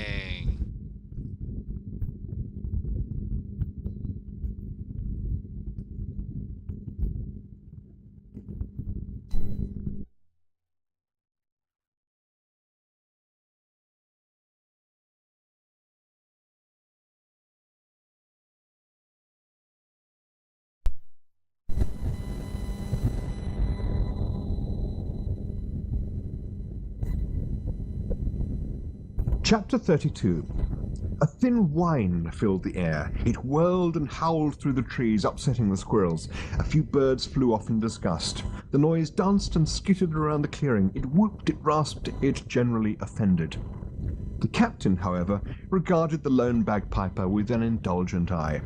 Little could disturb his We're back to the equanimity. captain. Indeed, once he'd got over the loss of his gorgeous bath during that unpleasantness in the swamp all those months ago, He got he out had of the begun to bath? find his I thought he stayed in the bath the whole time. I don't think he got out of the bath. I think that's... new life remarkably congenial. A hollow had been scooped out of a large rock which stood in the middle of the clearing, and in this he would bask daily whilst attendants sloshed water over him. Not particularly warm water, it must be said, as they hadn't yet worked out a way of heating it. Never mind, that would come, and in the meantime search parties were scouring the countryside far and wide for a hot spring, preferably one in a nice leafy glade, and if it was near a soap mine, perfection. To those who said that they had a feeling soap wasn't found in mines, the captain had ventured to suggest that perhaps this was because no one had looked hard enough, and this possibility had been reluctantly acknowledged. No, life was very pleasant, and the great thing about it was that when the hot spring was found, complete with leafy glade ensuite, and when in the fullness of time the cry came reverberating across the hills that the soap mine had been located and was producing 500 cakes a day, it would be Soap more mine? pleasant still. It was very important to have things to look forward to. Wail, wail, screech, wail, howl, honk, squeak, went the bagpipes, increasing the captain's already considerable pleasure at the thought that any moment now they might stop. That was something he looked forward to as well. What else was pleasant, he asked himself. Well, so many things. The red and gold of the trees, now that autumn was approaching, the peaceful chatter of scissors a few feet from his bath, where a couple of hairdressers were exercising their skills on a dozing art director and his assistant. The sunlight gleaming off the 6 shiny telephones lined up along the edge of his rock-hewn bath. The only thing nicer than a phone that didn't ring all the time, or indeed at all, was 6 phones that didn't ring all the time, or indeed at all.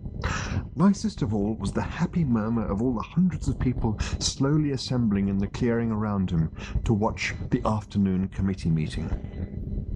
The captain punched his rubber duck playfully on the beak. The afternoon committee meetings were his favourite. Other eyes watched the assembling crowds. High in a tree on the edge of the clearing squatted Ford Prefect, lately returned from foreign climes. After his 6-month journey he was lean and healthy, his eyes gleamed, he wore a reindeer-skin coat, his beard was as thick and his face as bronzed as a country rock singer's. He and Arthur Dent had been watching the Golgafrinchans for almost a week now, and Ford had decided it was time to stir things up a bit. The clearing was now full. Hundreds of men and women lounged around chatting, eating fruit, playing cards, and generally having a fairly relaxed time of it. Their tracksuits were now all dirty and even torn, but they all had immaculately styled hair. Ford was puzzled to see that many of them had stuffed their tracksuits. It's an epic concept that if you put all these people together and ship them off somewhere, they'll still look good. I would love to see Bear Grylls has a show where he takes a whole bunch of people that are just normal people and puts them on an island. So he did like old versus young, and he did rich versus poor, and he did men versus women, and he just did a whole bunch of different like tests of like this concept. If you take these people, you just throw them out there, and some of them are. It was really fascinating to see them go out and get their first kill and kill a pig for the first time, so they can eat. You know, and there's not a lot of help. Like they're losing weight and like really struggling.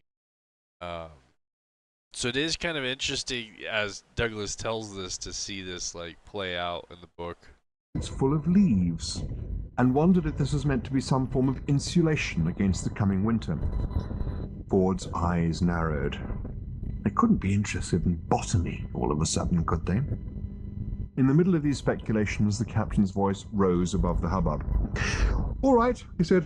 "I'd like to call this meeting to some sort of order, if that's at all possible. Is that all right with everybody?" He smiled genially. "In a minute, when you're all ready." The talking gradually died away, and the clearing fell silent. except for the bagpiper, who seemed to be in some wild and uninhabitable musical world of his own. A few of those in his immediate vicinity threw some leaves at him. If there was any reason for this, then it escaped Ford Prefect for the moment. A small group of people had clustered round the captain, and one of them was clearly preparing to speak. He did this by standing up, clearing his throat, and then gazing off into the distance as if to signify to the crowd that he would be with them in a minute. The crowd, of course, were riveted, and all turned their eyes on him. A moment of silence followed, which Ford judged to be the right dramatic moment to make his entry. The man turned to speak. Ford dropped down out of the tree. "Hi there," he said. The crowd swiveled around. "Ah, my dear fellow," called out the captain. "Got any matches on you, or a lighter, anything like that?" On the other side of things, how long would this group of people survive in a survival situation like this? I'm surprised it'd be this long. Especially with the amount of people that they had. I mean, with the amount of people that you have to feed and take care of. "Oh," said Ford, sounding a little deflated. It wasn't what he'd prepared. He decided he'd be a little stronger on the subject. "No, I haven't," he continued. "No matches. Instead, I bring you news." "Oh, pity," said the captain. "We've all run out, you see. Haven't had a hot bath in weeks." Ford refused to be headed off. "I bring you news," he said, "of a discovery that might interest you." "Is it on the agenda?" snapped the man whom Ford had interrupted. Ford smiled a broad, country rock singer smile. "Now, come on," he said. "Well, I'm sorry," said the man huffily, "but speaking as management consultant of many years standing, I must insist on the importance of observing the committee structure." Ford looked around the crowd. "He's mad, you know. This is a prehistoric planet." "Address the chair," snapped the management consultant. "There isn't a chair," explained Ford. "There's only a rock." The management consultant decided that testiness was what the situation now called for. "Well, call it a chair," he said testily. "Why not call it a rock?" asked Ford. "You obviously have no conception," said the management consultant, now abandoning testiness in favor of good old-fashioned hauteur, "of modern business methods." "And you have no conception of where you are," said Ford. The girl with the strident voice leapt to her feet and used it. "Shut up, you two. I want to table a motion." "You mean bolder emotion," tittered the hairdresser. "Order, order," yapped the management consultant. "All right," said Ford. "Let's see how you're doing." He plonked himself down on the ground to see how long he could keep his temper. The captain made a sort of conciliatory harumphing noise. "I would like to call to order," he said pleasantly, "the 573rd meeting of the Colonization Committee of Fintelwoodlewicks." 10 seconds, thought Ford, as he leapt to his feet again. "This is futile," he exclaimed. 573 committee meetings, and you haven't even discovered fire yet." "If you would care," said the girl with the strident voice, "to examine the agenda sheet." "Agenda rock," trilled the hairdresser happily. "Thank you, I've made that point," muttered Ford. "You will see," continued the girl firmly, "that we are having a report from the Hairdressers' Fire Development Subcommittee today." "Oh, said the hairdresser with a sheepish look, which has recognized the whole galaxy over as meaning, will next Tuesday do. "All right," said Ford, rounding on him. "What have you done? What are you going to do? What are your thoughts on fire development?" "Well, I don't know," said the hairdresser. "All they gave me was a couple of sticks." "So what have you done with them?" Nervously, the hairdresser fished in his tracksuit top and handed over the fruits of his labor to Ford. Ford held them up for all to see. "Curling tongs," he said. The crowd applauded. "Never mind," said Ford. "Rome wasn't burnt in a day." The crowd hadn't the faintest idea what he was talking about, but they loved it nevertheless. They applauded.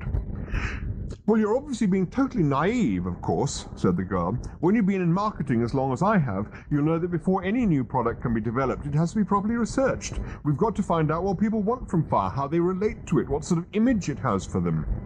The crowd were tense. They were expecting something wonderful from Ford. Stick it up your nose, he said. Which is precisely the sort of thing we need to know, insisted the girl.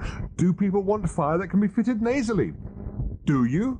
Ford asked the crowd. Yes, shouted some. No, shouted others happily. They didn't know, they just thought it was great. And the wheel, said the captain. What about this wheel thing? It sounds a terribly interesting project. Ah, said the marketing girl. Well, we're having a little difficulty there. Difficulty? Exclaimed Ford. Difficulty? What do you mean, Arthur difficulty? just losing It's the his single mind, simplest machine in the entire universe. And he's not even like the smartest guy. Like, I don't even know what his job was. Like, I think he was in. Was it advertising? I don't remember. But regardless, like, for him to be losing his mind and out here being like, what the fuck? Do it. Is just great. It's great. This whole set, it feels like talking to AI. It's so, they're so dumb. It's great. It definitely feels like this is a 2025 scenario. Verse. The marketing girl soured him with a look. All right, Mr. Wise Guy, she said. You're so clever, you tell us what color it should be. The crowd went wild. Well up to the home team, they thought. Ford shrugged his shoulders and sat down again. Almighty Zarquan, he said. Had none of you done anything? As if in answer to his question, there was a sudden clamour of noise from the entrance to the clearing. The crowd couldn't believe the amount of entertainment they were getting this afternoon. In marched a squad of about a dozen men, dressed in the remnants of their Golgafrenchen 3rd Regiment dress uniforms. About half of Cheap them viewers still on carried streambo.com. guns. The rest Remove now the carried space spears, at which S1 they Roy stuck Shove. together as they marched. Cheap viewers They on looked bronzed, streambo.com. healthy, and Remove the utterly space exhausted and at bedraggled. S1 Roy Shove. They clattered to a halt and banged It's to funny attention. One of them Twitch fell has over. been saying that, look, we got rid of all the bots. We're doing such a great job, and yet the chat bots, still here like normal. Hey. And never moved again. Captain, sir! Cried number 2, for he was their leader. Permission to report, sir! Yes, all right, number 2. Welcome back and all that. Find any hot springs? Said the captain despondently. No, sir! Thought you wouldn't. Number 2 strode through the crowd and presented arms before the bath. We have discovered another continent! Oh, when was this? It lies across the sea, said number 2, narrowing his eyes significantly. To the east. Ah. Number 2 turned to face the crowd. He raised his gun above his head. This is going to be great, thought the crowd. We have declared war on it. Wild, abandoned cheering broke out in all corners of the clearing. This was beyond all expectation. Wait a minute, shouted Ford Prefect. Wait a minute! He leapt to his feet and demanded silence. After a while he got it, or at least the best silence he could hope for under the circumstances. The circumstances were that the bagpiper was spontaneously composing a national anthem. Do we have to have the piper? Demanded Ford. Oh yes, said the captain. We've given him a grant. Ford considered opening this idea up for debate, but quickly decided that way madness lay. He's Instead, an he slung a NGO. well-judged rock at the piper and turned to face number 2. War? He said. Yes! Number 2 gazed contemptuously at Ford Prefect. On the next continent? Yes, total warfare, the war to end all wars. But there's no one even living there yet. Ah, interesting, thought the crowd. Nice point. Number 2's gaze hovered undisturbed. In this respect, his eyes were like a couple of mosquitoes that hover purposefully 3 inches from your nose and refuse to be deflected by arm thrashes, fly swats, or rolled newspapers. I know that, he said, but there will be one day, so we have left an open-ended ultimatum. What? And blown up a few military installations. The captain leaned forward out of his bath. Military installations, number 2, he said. For a moment the eyes wavered. Yes, sir. Well, potential military installations. All right, trees. The moment of uncertainty passed. His eyes flicked like whips over his audience. And he roared. "We interrogated a gazelle!" He flipped his killer zap smartly under his arm and marched off through the pandemonium that had now erupted through the ecstatic crowd. A few steps was all he managed before he was caught up and carried shoulder high for a lap of honor around the clearing. Ford sat and idly tapped a couple of stones together. "So what else have you done?" he inquired after the celebrations had died down. "We have started a culture," said the marketing girl. "Oh, yes?" said Ford. "Yes. One of our film producers is already making a fascinating documentary about the indigenous cavemen of the area." "They're not cavemen." "They look like cavemen." "Do they live in caves?" "Well, they live in huts." "Perhaps they're having their caves redecorated," called out a wag from the crowd. Ford rounded on him angrily.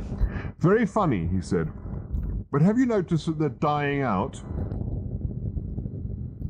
On their journey back, Ford and Arthur had come across 2 derelict villages and the bodies of many natives in the woods, where they had crept away to die. Those that still lived seemed stricken and listless, as if they were suffering from some disease of the spirit rather than the body. They moved sluggishly and with an infinite sadness. Their future had been taken away from them. "Dying out," repeated Ford. "Do you know what that means?" We shouldn't sell them any life insurance?" called out the wag again. Ford ignored him and appealed to the whole crowd. "Can you try and understand," he said, "that it's just since we've arrived here that they've started dying out?" "In fact, that comes over very well in this film," said the marketing girl, "and it gives it that poignant twist which is the hallmark of the really great documentary. The producer's very committed." "He should be," muttered Ford. "I gather," said the girl, turning to address the captain, who was beginning to nod off, "that he wants to make one about you next, Captain." Oh, really?" he said, coming to with a start. "That's awfully nice. He's got a very strong angle on it, you know, the burden of responsibility, the loneliness of command." The captain hummed and hawed about this for a moment. "Well, I wouldn't overstress that angle, you know," he said finally. "One's never alone with the rubber duck." He held the duck aloft, and it got an appreciative round from the crowd. All this while, the management consultant had been sitting in stony silence, his fingertips pressed to his temples to indicate that he was waiting and would wait all day if necessary. At this point he decided that he would not wait all day after all. He would merely pretend that the last half hour hadn't happened. He rose to his feet. "If," he said tersely, "we could for a moment move on to the subject of fiscal policy." "Fiscal policy?" whooped Ford Prefect. "Fiscal policy?" The management consultant gave him a look that only a lungfish could have copied. "Fiscal policy," he repeated. "That is what I said." "How can you have money," demanded Ford, "if none of you actually produces anything? It doesn't grow on trees, you know." "If you would allow me to continue." Ford nodded dejectedly. "Thank you. Since we decided a few weeks ago to adopt the leaf as legal tender, we have, of course, all become immensely rich." Ford stared in disbelief at the crowd who were murmuring appreciatively at this, and greedily fingering the wads of leaves with which their tracksuits were stuffed.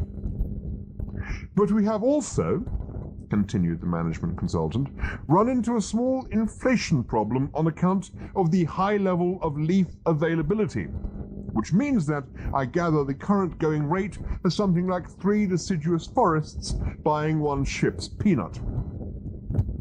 Murmurs of alarm came from the crowd. The management consultant waved them down. "So in order to obviate this problem," he continued, "and effectively revalue the leaf, we are about to embark on a massive defoliation program and, burn down all the forests. I think you'll agree that's a sensible move under the circumstances." The crowd seemed a little uncertain about this for a second or two until someone pointed out, how much this would increase the value of the leaves in their pockets, whereupon they let out whoops of delight and gave the management consultant a standing ovation. The accountants amongst them looked forward to a profitable autumn. "You're all mad," explained Ford Prefect. "You're absolutely balmy," he suggested. "You're a bunch of raving nutters," he opined. The tide of opinion was beginning to turn against him. What had started out as an excellent entertainment had now, in the crowd's view, deteriorated into mere abuse, and since this abuse was in the main directed at them, they wearied of it. Sensing the shift in the wind, the marketing girl turned on him. "Is it perhaps in order," she demanded, "to inquire what you have been doing all these months then? You and that other interloper have been missing since the day we arrived." "We've been on a journey," said Ford. "We went to try and find out something about this planet." "Oh," said the girl archly, "doesn't sound very productive to me." "No? Well, have I got news for you, my love. We have discovered this planet's future." Ford waited for this statement to have its effect. It didn't have any. They didn't know what he was talking about. He continued. "It doesn't matter a pair of fetid dingo's kidneys what you all choose to do from now on. Burn down the forests, anything. It won't make a scrap of difference. Your future history has already happened. 2 million years you've got, and that's it. At the end of that time, your race will be dead, gone, and good riddance to you. Remember that, 2 million years. The crowd muttered to itself in annoyance. People as rich as they had suddenly become shouldn't be obliged to listen to this sort of gibberish. Perhaps they could tip the fellow a leaf or two and he would go away. They didn't need to bother. Ford was already stalking out of the clearing, pausing only to shake his head at number 2, who was already firing his killer zap into some neighboring trees. He turned back once. 2 million years, he said, and laughed. "Well," said the captain with a soothing smile, "still time for a few more baths. Could someone pass me the sponge? I've just dropped it over the side." Yeah, see, I thought he was Chapter out. So 33. he's still in the bath. A It's just mile- not a warm bath.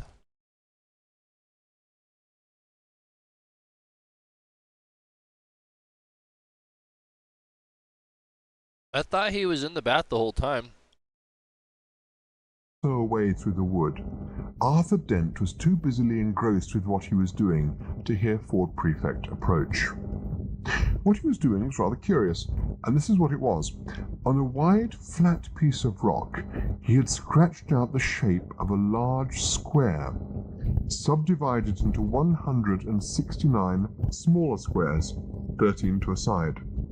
Furthermore, he had collected together a pile of smallish, flattish stones and scratched the shape of a letter onto each. Sitting morosely round the rock were a couple of the surviving local native men, to whom Arthur Dent was trying to introduce the curious concept embodied in these stones.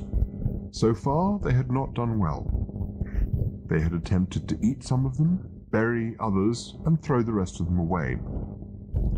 Arthur had finally encouraged one of them to lay a couple of stones on the board he had scratched out, which was not even as far as he'd managed to get the day before.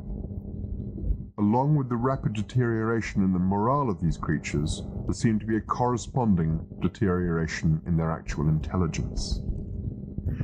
In an attempt to egg them along, Arthur set out a number of letters on the board himself, and then tried to encourage the natives to add some more themselves. It was not going well.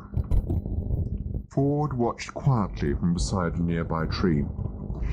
"No," said Arthur to one of the natives, who had just shuffled some of the letters around in a fit of abysmal dejection. "Q scores 10, you see, and it's on a triple word score, so look, I've explained the rules to you. No, please, put down that jawbone. All right, we'll start again, and try to concentrate this time." Ford leaned his elbow against the tree and his hand against his head. "What are you doing, Arthur?" he asked quietly. Arthur looked up with a start. He suddenly had a feeling that all this might look slightly foolish. All he knew was that it had worked like a dream on him when he was a child, but things were different then, or rather would be. "I'm trying to teach the cavemen to play Scrabble," he said. "They're not cavemen," said Ford. "Well, they look like cavemen." Ford let it pass. "I see," he said. "It's uphill work," said Arthur wearily. "The only word they know is grunt, and they can't spell it." He sighed and sat back. "What's that supposed to achieve?" said Ford. "We've got to encourage them to evolve, to develop," Arthur burst out angrily. He hoped that the weary sigh and then the anger might do something to counteract the overriding feeling of foolishness from which he was currently suffering. It didn't. He jumped to his feet. "Can you imagine what a world would be like descended from those cretins we arrived with?" he said. "Imagine?" said Ford, raising his eyebrows. "We don't have to imagine. We've seen it." "But—" Arthur waved his arms about hopelessly. "We've seen it," said Ford. "There's no escape." Arthur kicked at the stone. "Did you tell them what we discovered?" he asked. They don't care, said Ford, not really concentrating. "Norway," said Arthur. "Slarty..." I don't think that it would matter anyways, like, you know, I mean, look at us today. A lot of people believe the planet's gonna end or is being destroyed. Bartfast's signature in the glacier. Did you tell them? "What's the point?" said Ford. "What would it mean to them?" "Mean?" said Arthur. "Mean? You know perfectly well what it means. It means that this planet is the Earth. It's my home. It's where I was born." "Was?" said Ford. "All right, will be." "Yes, in 2 million years' time. Why don't you tell them that? Go and say to them, 'Excuse me, I'd just like to point out that in 2 million years' time I will be born just a few miles from here.' See what they say. They'll chase you up a tree and set fire to it." Arthur absorbed this unhappily. "Face it," said Ford. "Those Zeebs over there are your ancestors, not these poor creatures here." He went over to where the ape-man creatures were rummaging listlessly with the stone letters. He shook his head. "Put the Scrabble away, Arthur," he said. "It won't save the human race, because this lot aren't going to be the human race. The human race is currently sitting round a rock on the other side of this hill, making documentaries about themselves." Which is Arthur so winced. much more accurate. "There must be something we can do," he said. Terrible sense of desolation thrilled through his body, that he should be here on the Earth which had lost its future in a horrifying, arbitrary catastrophe, and which now seemed set to lose its past as well. "No," said Ford. "There's nothing we can do. This doesn't change the history of the Earth, you see. This is the history of the Earth. Like it or leave it, the Golgafrinchans are the people you are descended from. In 2 million years, they will get destroyed by the Vogons. History is never altered, you see. It just fits together like a jigsaw. Funny old thing, life, isn't it?" He picked up the letter Q and hurled it into a distant privet bush, where it hit a young rabbit. The rabbit hurtled off in terror and didn't stop till it was set upon and eaten by a fox, which choked on one of its bones and died on the bank of a stream, which subsequently washed it away. During the following weeks, Ford Prefect swallowed his pride and struck up a relationship with a girl who had been a personnel officer on Golgafrincham, and he was terribly upset when she suddenly passed away as a result of drinking water from a pool that had been polluted by the body of a dead fox. The only moral possible to draw from this story is that one should never throw the letter Q into a privet bush, but unfortunately there are times when it is unavoidable.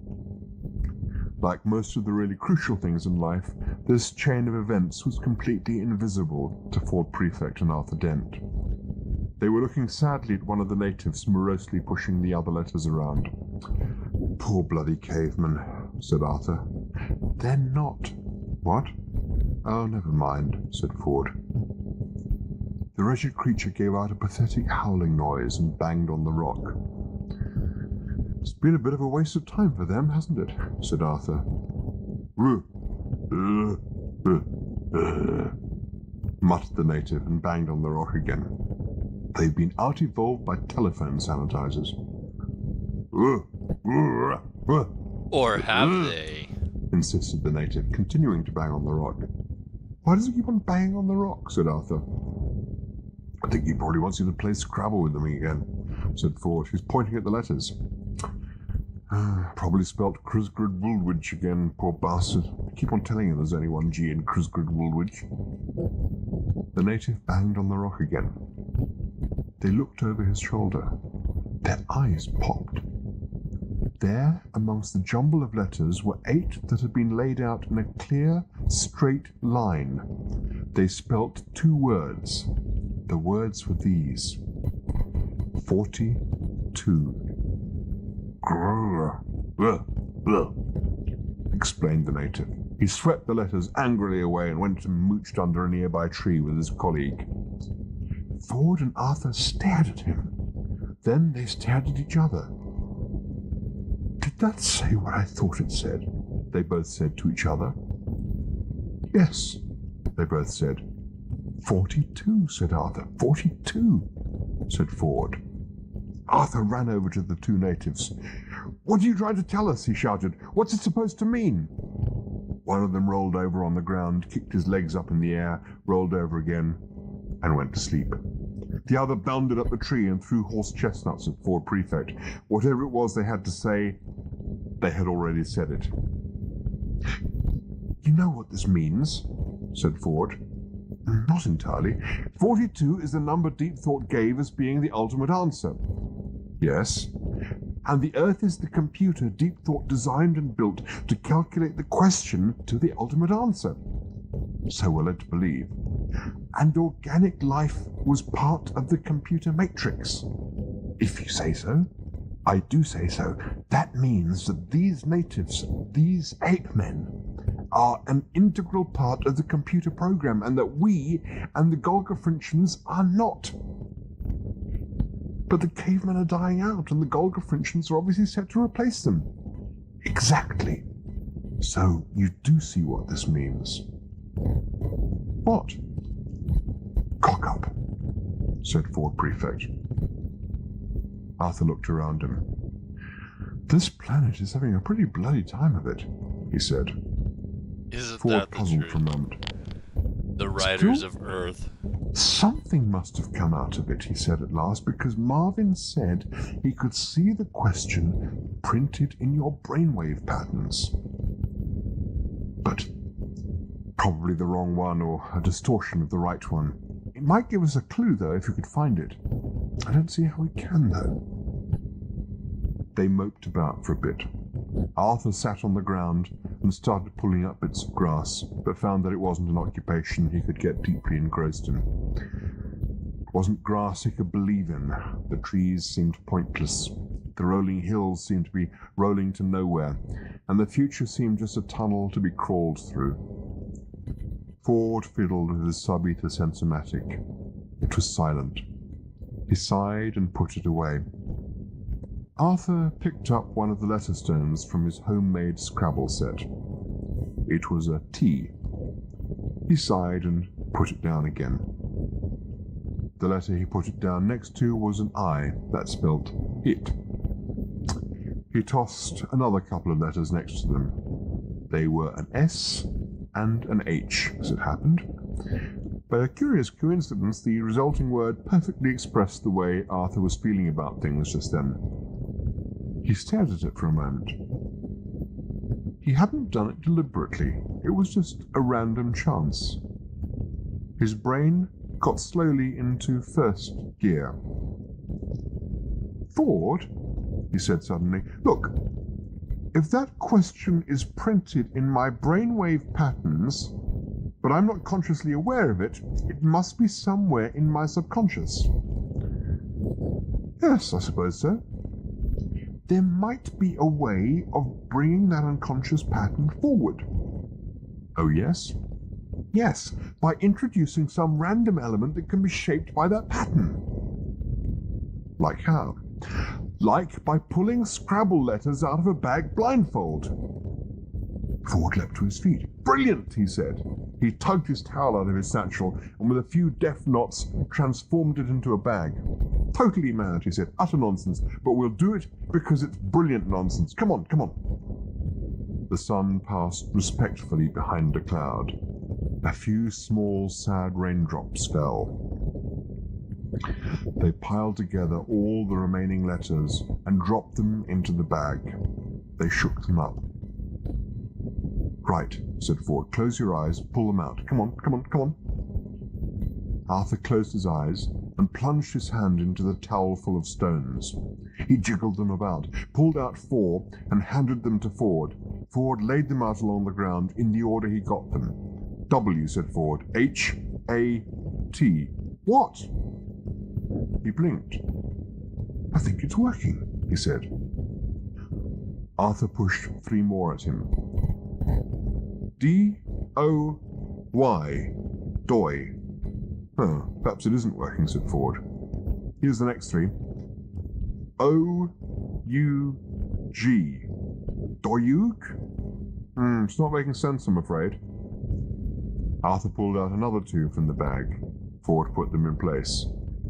E-T. Do you get? Do you get? Shouted Ford. It's working! This is amazing! It's really working! More here. Arthur was throwing them out feverishly, as fast as he could go. I-F, said Ford. Y-O-U-M-U-L-T-I-P-L-Y. What do you get if you multiply S-I-X-6-B-Y by 6 by... What do you get if you multiply 6 by N-I-N-E?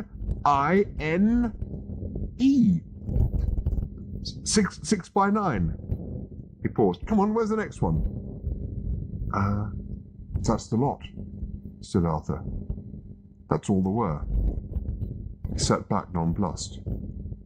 He rooted around again in the knotted-up towel, but there were no more letters. You mean that's it? Said Ford. That's it. 6 by 9? 42? That's it. That's all there is. Chapter 34. The sun. So epic. I wish we would have spent a lot more time at the restaurant. It seemed like he had the idea for the restaurant, but then he didn't really have like a lot for us to do at the restaurant other than just like talk about the location. But I wish we would have spent more time there hanging out. I mean, there's so many people there, there's so much stuff there. But overall it's just such a phenomenal story, like the whole storyline and everything of how it's put together, and we travel through, you know, all of these different places. And I mean, we started off with a seance, and it just continues to go on and on. It's just great. The sun came out and beamed cheerfully at them. A bird sang. A warm breeze wafted through the trees and lifted the heads of the flowers, carrying their scent away through the woods. An insect drone passed on its way to whatever it is that insects do in the late afternoon. The sound of voices lilted through the trees, followed a moment later by 2 girls who stopped in surprise at the sight of Ford Prefect and Arthur Dent, apparently lying on the ground in agony, but in fact rocking with noiseless laughter. No, don't go, called Ford Prefect that is between pretty gasps. funny too. We'll be with you in just a moment. That's What's the matter? what they got Asked after one of the all girls. of it. She was the taller and slimmer of the 2. On Golga Frincham, she had been a junior personnel officer, but hadn't liked it much. Ford pulled himself together. Excuse me, he said. Hello. My friend and I were just contemplating the meaning of life. Frivolous exercise. Oh, it's you, said the girl. You made a bit of a spectacle of yourself this afternoon. You were quite funny to begin with, but you did bang on a bit. Did I? Oh, yes. Well, what was all that for? Asked the other girl, a shorter, round-faced girl who had been an art director for a small advertising company on Golga Frincham.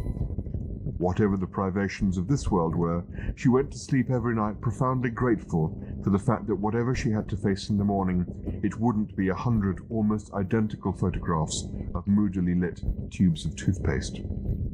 For? For nothing. Nothing's for anything, said the Ford Prefect happily.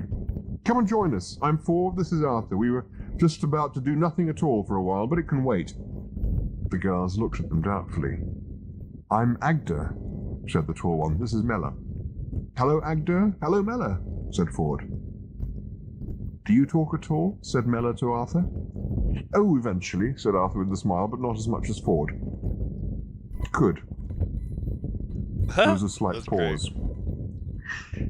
What did you mean, asked Agda, about only having 2 million years? I couldn't make sense of what you were saying. Oh, that, said Ford, but it doesn't matter. It's just that the world gets demolished to make way for a hyperspace bypass, said Arthur with a shrug, but that's 2 million years away, and anyway, it's just Vogons doing what Vogons do. Vogons? Said Mella. Ah, yes, you wouldn't know them. Where'd you get this idea from?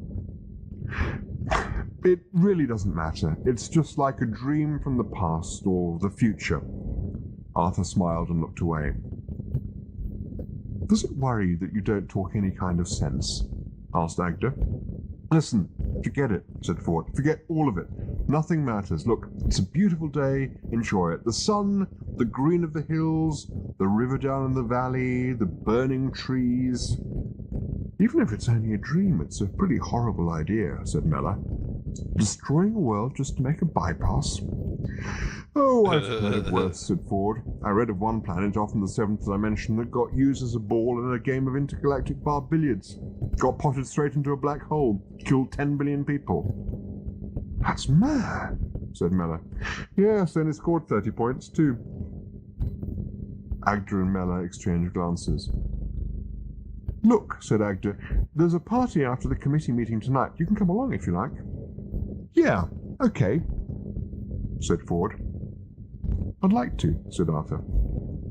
Many hours later, Arthur and Mella sat and watched the moon rise over the dull red glow of the trees. That story about the world being destroyed, began Mella. In 2 million years, yes. You say it as if you really think it's true. Yes, I think it is. I think I was there. She shook her head in puzzlement. You're very strange, she said. No, I'm very ordinary, said Arthur, but some very strange things have happened to me. You could say I'm more different from than differing. And that other world your friend talked about, the one that got pushed into a black hole. Ah, that I don't know about. Sounds like something from the book. What book? Arthur paused. The Hitchhiker's Guide to the Galaxy, he said at last. What's that? Oh, just something I threw into the river this evening. I don't think I'll be wanting it anymore, said Arthur Dent. Damn. Copyright Just throw it Dove out there and Audio be done with Incorporated, it. 1992. If you would like to receive a Dove audio catalog, please call 1-800-345-9945. So funny. Yeah, I'd love to get a catalog. I'd love to buy it so it's not all shitty quality, but they won't sell it. They shouldn't be able to copyright, or they shouldn't be able to make YouTube pull it down if they're not willing to sell it. If they're not to put it out there and have it as something you purchase, shouldn't be able to force you to take it down. Which is what's happening right now, is we can't. I can't put this recording up without YouTube just taking it down. So, but yeah, that's my review and discussion on Hitchhiker's Guide to the Galaxy restaurant at the end of the universe.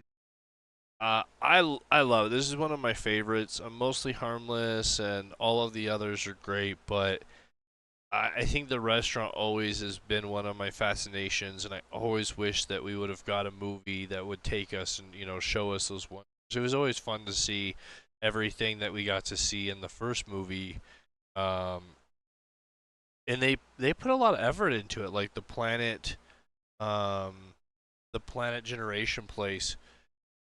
But I really would love to see some of these others. I mean, you could always do like Cricket and some of those, but I think the restaurant would have been getting the second movie out would have really been a big push to the IP and to the whole thing. And now with nobody behind it and I mean, we really should have video games. I'd love to make a Hitchhiker's Guide to the Galaxy video game, but can't they can't get anybody to do anything with the IPs. Nobody cares about the legacy, which is so sad. So, thanks for listening and watching, and don't forget to like and maybe subscribe if you want. I don't know.